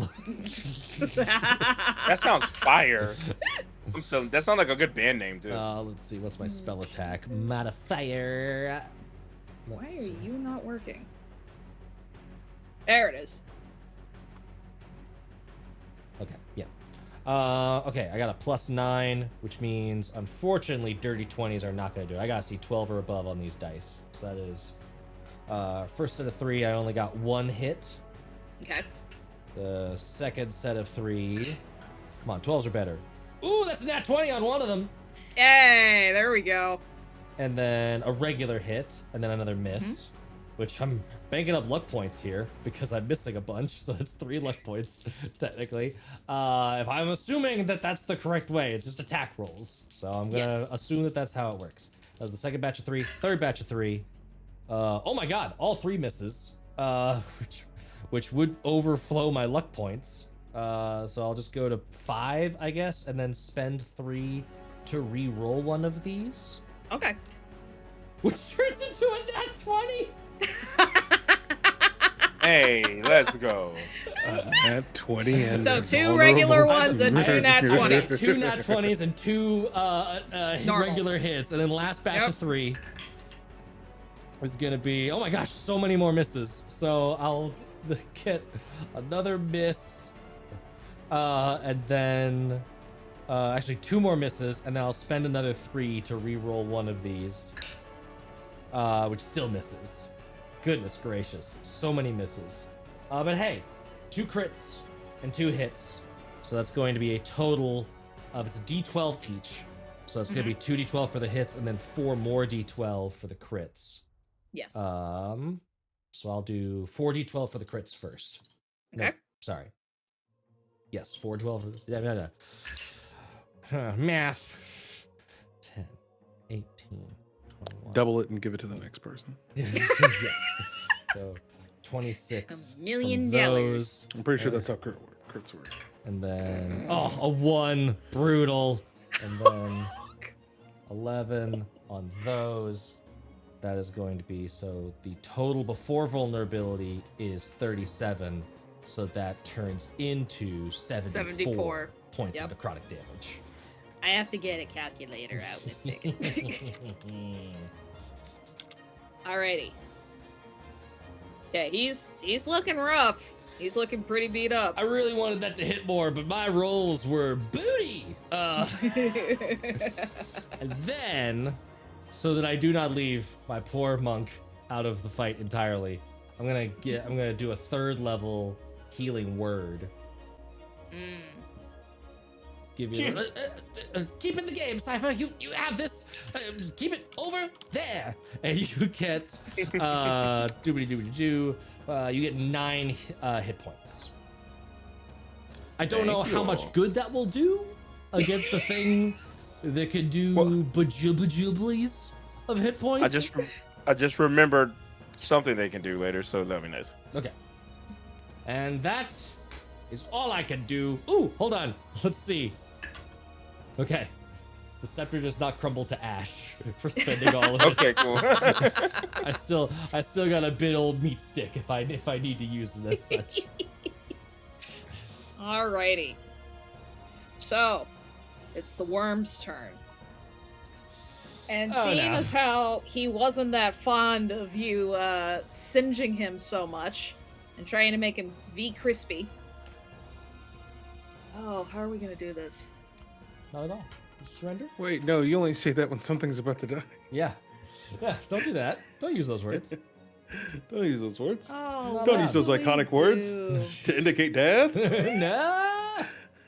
to indicate So- impending doom. Core is pretty close to him. Anari, how far would you say all of you are? Because Core is really the only one that's immediately next to the worm. I've Feet-wise, how only far? moved 5 for run away. 10 feet from our Oh yeah, starting that's positions true. of the. You haven't changed. Okay, so never I mind. was like, All these long range, just pew, pew, pew, pew, pew. Yeah. I would I'm be just throwing out within, Vegeta balls. I'd be within 80 feet. Okay. I had to be within That's 60 not feet for far. Void Storm, and then I would have backed up just to give myself a little breathing room. Okay. How much Cypher would movement be does this 50.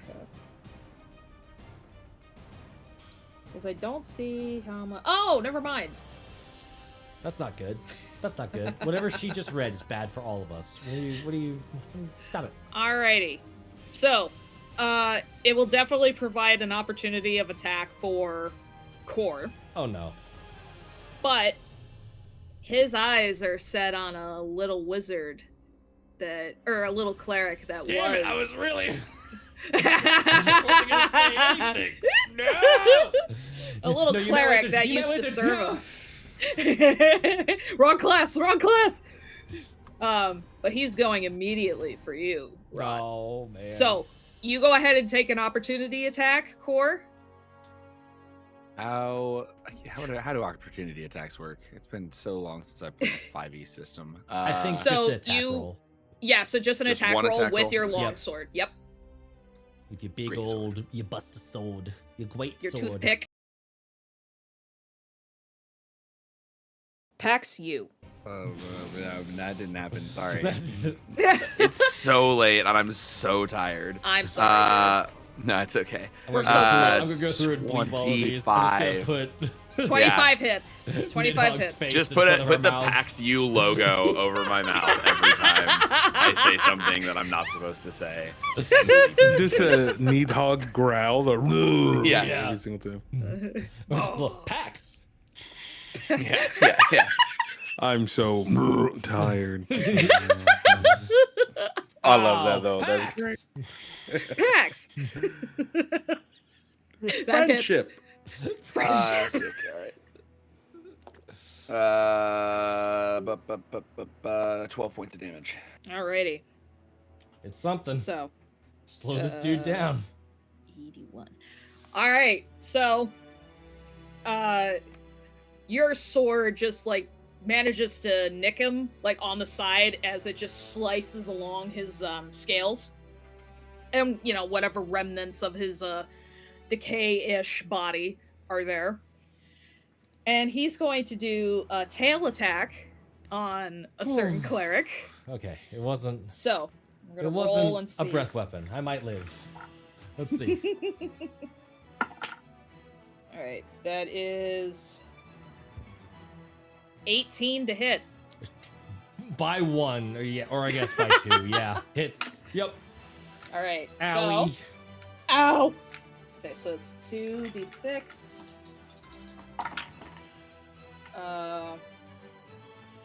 That's 14 bludgeoning, and then Okay. we got necrotic, huh? No, I'm in there. Okay. I'm okay. 11. 25 necrotic damage, Oh Lord. and you're grappled. Oh. Okay. And so you're restrained. Oh. You're able to, Great. or sorry, Yeah, so you are restrained. So you would have to do an escape action Yeah. to If try I and wanna meet the get DC to get out. If you want to get out. If I want to get out. I imagine it's like, hey guys, I could just chill out here. It's Maybe, fine. maybe I don't want to get out. You don't know. You don't know me. All right. I'm cozy right If here. you're near its tail, you can't be near its mouth. Yeah, so you that's can't how be- that works. It just Ouroboros, just ooh, a snack. Oh no. All right. And speaking of, it's Cora's turn. It's me. At you. I'm gonna run back towards it and shocker of all shockers, hit it again. I have one thing I can do. That's hit stuff. And that's it. Yeah. I have one Until job I on this get hit. ship. I made this character do two things: hit big and not take much damage. So I've yet to be hit in a combat. So only one of those things has mattered. All right. Yep. First attack is no. dang it. 2 plus 10 is a 10. Yeah. No, that's fine. The 21 AC is tough. It's tough It to is hit. tough. Yeah. That is a. What is that? That's an 18. So that's still not gonna hit. Nope. That's 2 luck. Come on. Yeah. Give me that critical. Come on. Nope. But I am gonna spend that 2 luck to reroll that. Okay. Nice. It's even worse. No. Well, that's my turn. Dang Okay. it. Good luck, everybody. Good luck, everyone. Well, that's okay, because Inari's next. We're back at the top of the order. Okay. Yeah, that. Okay, alright, okay, That alright. one is pretty wild. Let's do. I guess let's do some guaranteed damage. So let's do magic missile at 4th level. Magic missile. I've also never casted this spell before. This is actually my first time casting magic missile in a game. Nice. I'm only like, "Ah, let's Magic risk Missile is great. it." Let's see how great it really is. Okay. So it normally does 3 darts at level 1, and this is Yes. 3 more levels higher, so that's gonna be 3 more darts. That's 6 darts, right? 6 So total. it'd be 6d4 plus 6. 6.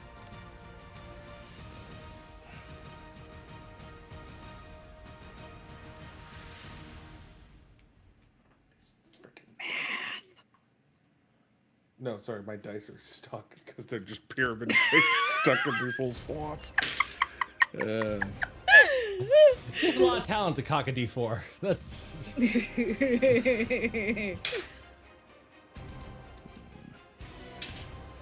This is very intense music for adding numbers. it is, yes. Hey man.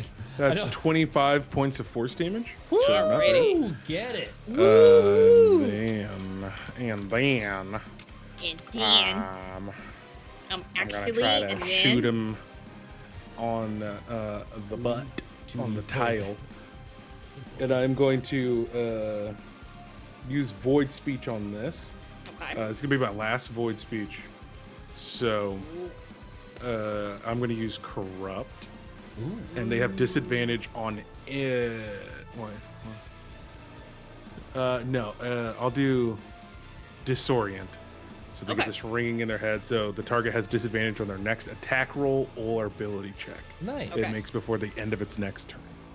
Okay. Dope. So that's That'll save Better us. make good use of it, Hopefully. gang. I'm spending that cash. I'm spending that cash. All right.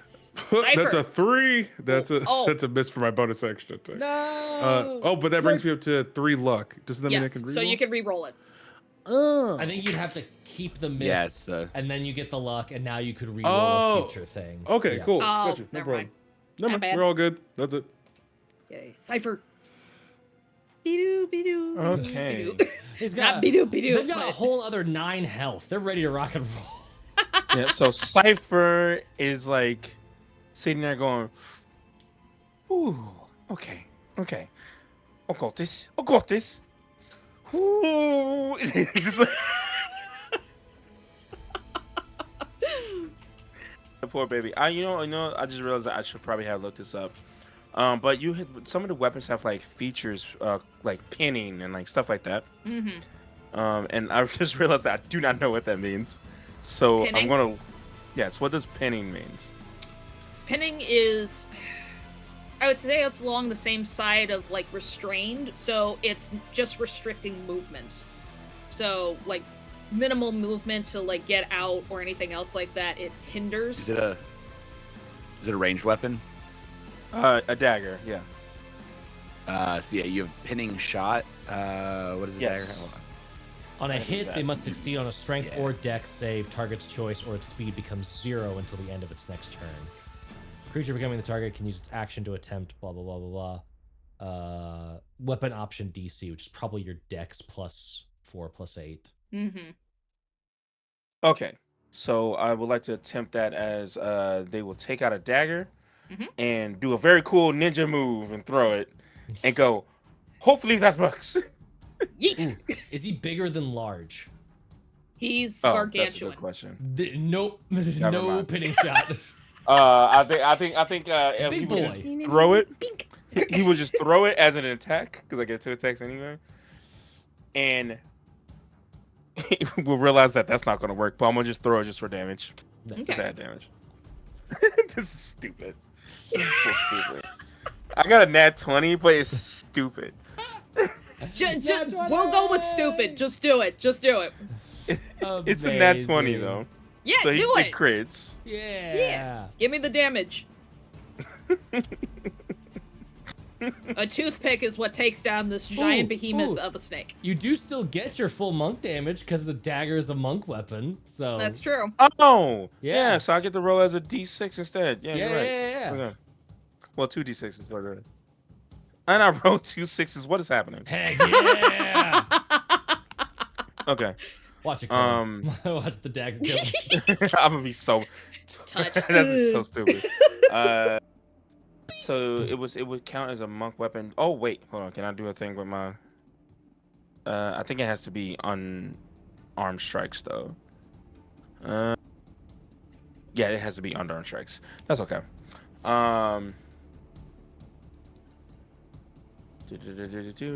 not getting anywhere near close to that thing. Not happening. No.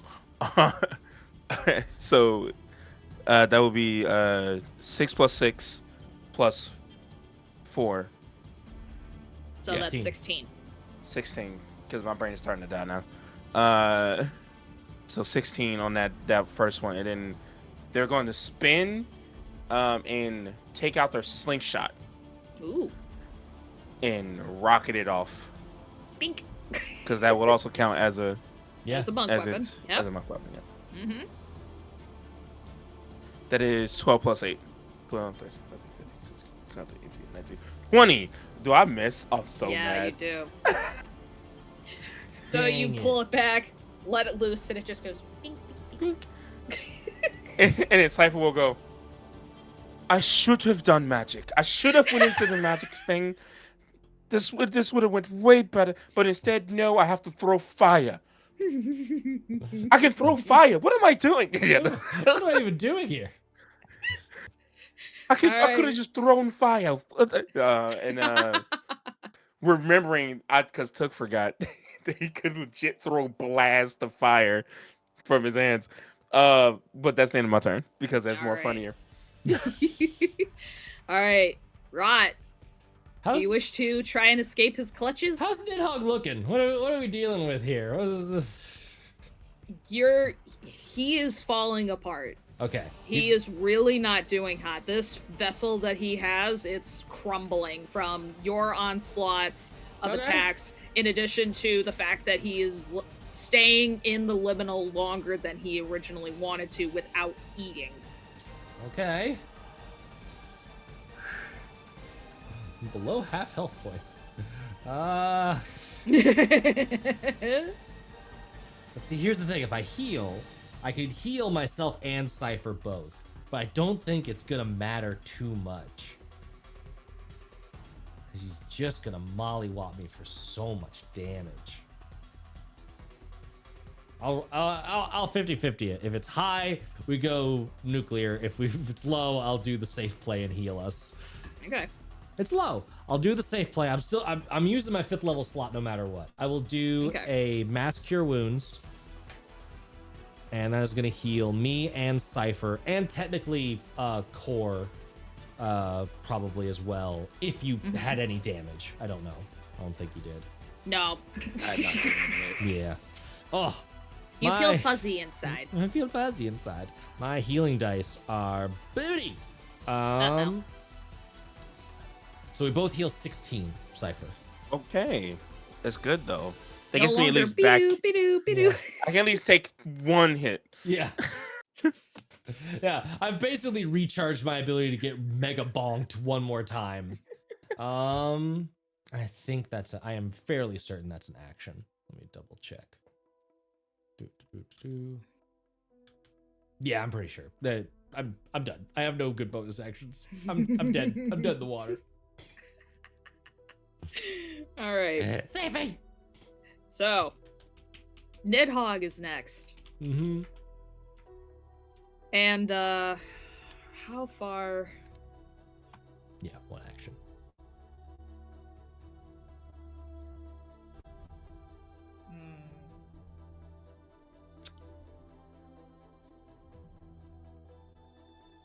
So, he's going to move 50 feet to get within range of Inari. He dropped me. So nice of him. No. I'm stuck. Let me see. No, I'm going along for the ride. Yeah, you're going along for the ride. I was just double checking.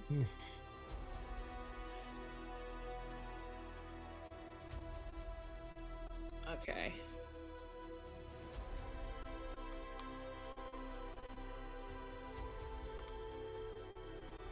Does Inari technically have Void Taint?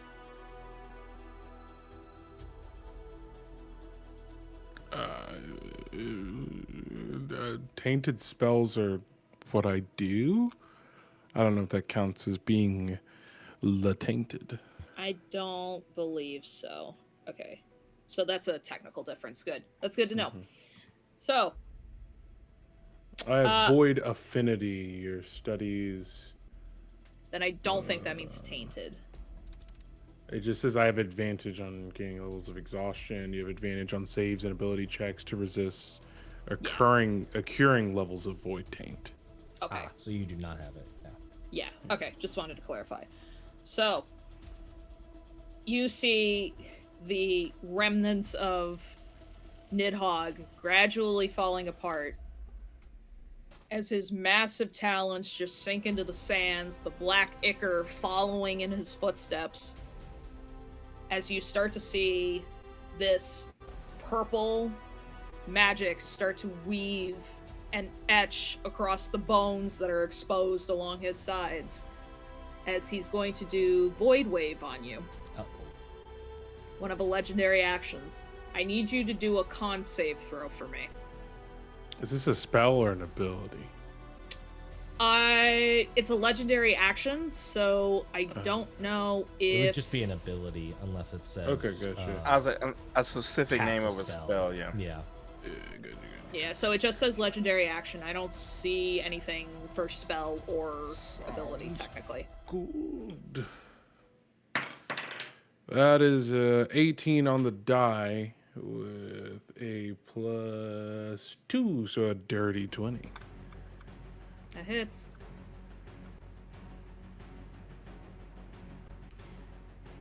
So, let me just do... So it succeeds? Yes. So I succeed. Oh, okay. Yeah, so... You said it hits. I was like, I was like, oh, no. Whoa. Sorry, What? my mistake. Oh, Okay. he's What do you making the mean? rules of the game. The rules have changed. Pray I don't alter them any further. Alright. So, with this big blast, you see like his chest expands as he lowers his head with the hopes of letting out all of the energy. Out of nowhere, You hear this loud cry, all of you. Another loud shriek. As out of nowhere, just as he lowers his head to try and unleash the energy, you see another dragon that emerges. A void dragon. Its maw opened as it reaches for Nidhogg's neck and redirects his attack away. So the big beam of light just crashes through, destroying some of the rock and ending up causing a crater in some of the sands.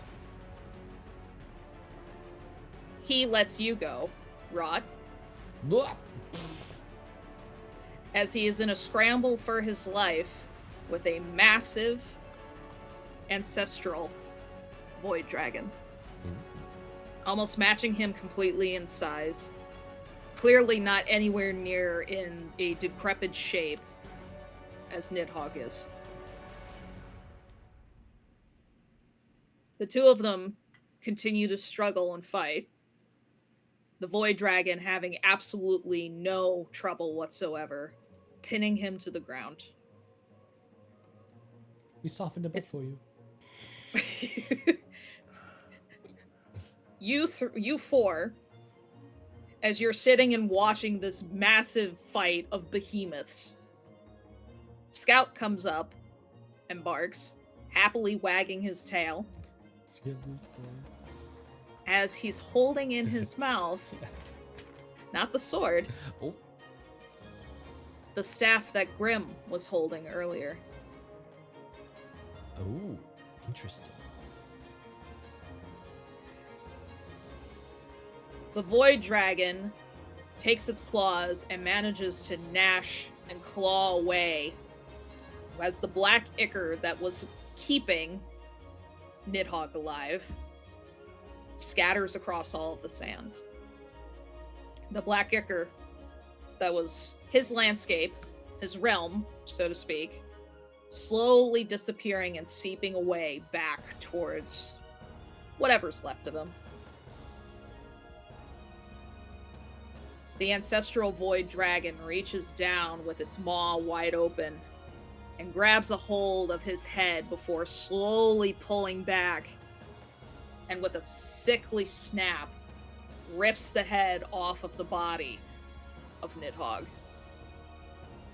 And with a sickly drop, roars in success and victory. It slowly turns over and looks at the four of you. And you notice one of its eyes is missing. Yeah. A swirl of gray, and purple, and pink, and blues, like a little tiny cosmos within its orb. It's Grim. Or at least it looks a little similar to Grim. I'm sorry I took so long to help all of you.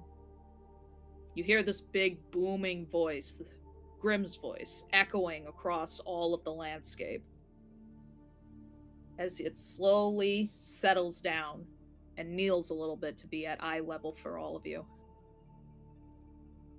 You four have done well. I cannot thank you enough. Oh. And Grim turns, this massive dragon head faces you, Inari. I have not met you yet, have I? No, I don't believe we've been acquainted, but it seems you're on our side, and I'm glad for it. Rava said she liked you. Right. Well, the mission that the four of you have been sent on by Yggdrasil is done. You have done well, young ones. Which means, ultimately, it is time for your reward. You have options, of course, and you don't necessarily have to take what I'm offering. But considering how my apprentice did poorly, Grim looks over towards the motionless body of Shadow. With a giant foothold through. Yeah, yeah. The meteorite impact zone that is the body that used to be Shadow. Sorry. There is no need. Unfortunately, I should have acted sooner. She hated being in my shadow, it seemed. So she wished to cast her shadow instead on everyone.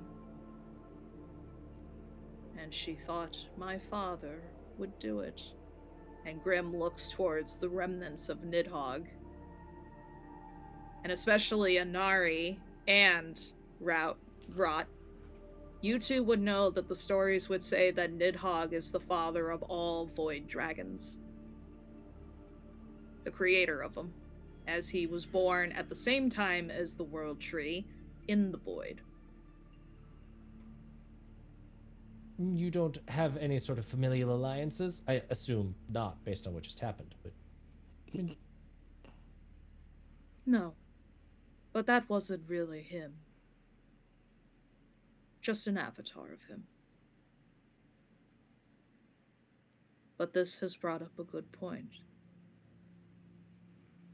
Nidhogg will try in the future to come back here. Regardless of his avatar not lasting long.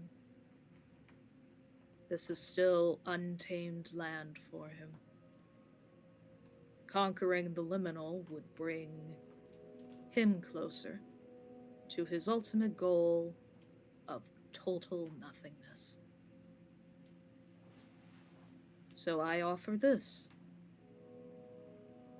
You four can become new wardens here in the Liminal. Train under me. Or I can send you back to your respective afterlives. No consequences. No pain. Just peace. For the four of you have greatly deserved it.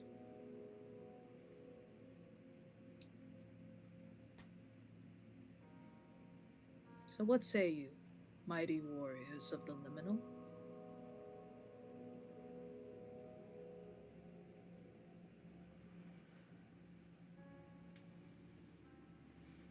I don't even know where my afterlife is. I'll stick around. The afterlife does get a little boring. Figure there's still stuff to learn here. I'll stay.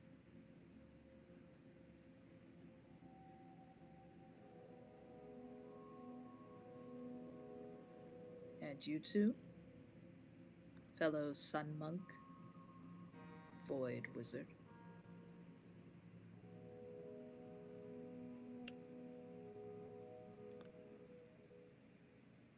Well, first off,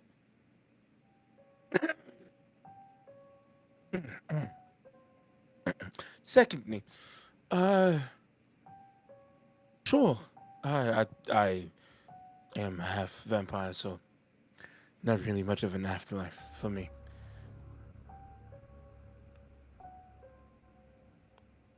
And you, Anari. All I ever wanted was for my life to have some sort of purpose. And it was very difficult for me to rest easy knowing that I failed at my mission.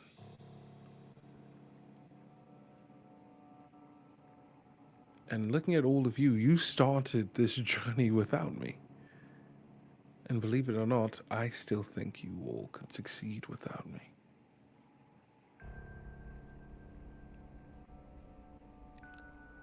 So, and I think they'll reach for some parchment, and all the runes and inscriptions that are on their suit kind of turn into ink, and begin to flow onto the pages of the parchment. And I think they walk over to Rot and say, "This is every spell that I know. Every incantation, every ritual, every cantrip. Study it well. Some of them you may be able to learn yourself as a fellow follower of the Void. But also one day find a budding wizard of this time who needs this lost knowledge. My time has passed."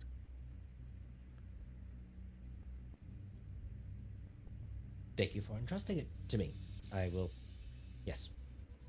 Knowledge should be preserved, no matter how dangerous. I will find someone worthy of stepping in your footsteps.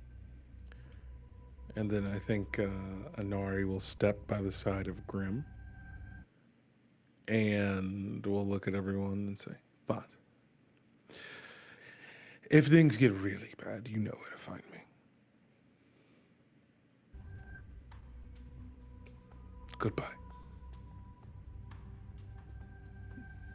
Keep it together, Cypher. You We're really are heroes. great warriors. And with that, parchment in your hand of all of the intricate knowledge and magic and wisdom from our Void Wizard, Grim extends their long, massive hand. Talons carefully cradling around Anari to hold them close. As their body starts to lose all lines, this blank void of stars and cosmos slowly starting to fade away like smoke, as both Grim and Anari vanish. Our audience is left with a panoramic shot of all of the endless fields of sand. The rip that was in the void, sealed off as the last of the ichor faded away from the blade, returning its bright blue glow. Slowly, the camera pans away from the three remaining warriors, as Anari was granted peace in their afterlife, with the contingency that maybe if they get bored, they can come out every once in a while.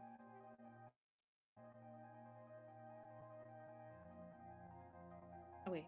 And gradually, the scene changes, where our audience is faced with the same speaker from before. So, the story ends there, or at least this version of it, young ones. As you can see, not all heroes are just for the living. Slowly leaning forward from the shadows, Grim with a warm smile, the cosmos slowly shifting in their eye, simply grins towards our audience. Heroes last even after the stories are done. And that, my friends, is the end of our little short game of the Liminal. Woo! I am sorry to my lovely players who went to PAX, and I'm slowly killing them softly. You're good. So, Here is a beautiful story. thank you. I want to say thank you to my 4 amazing players for putting up with my nonsense.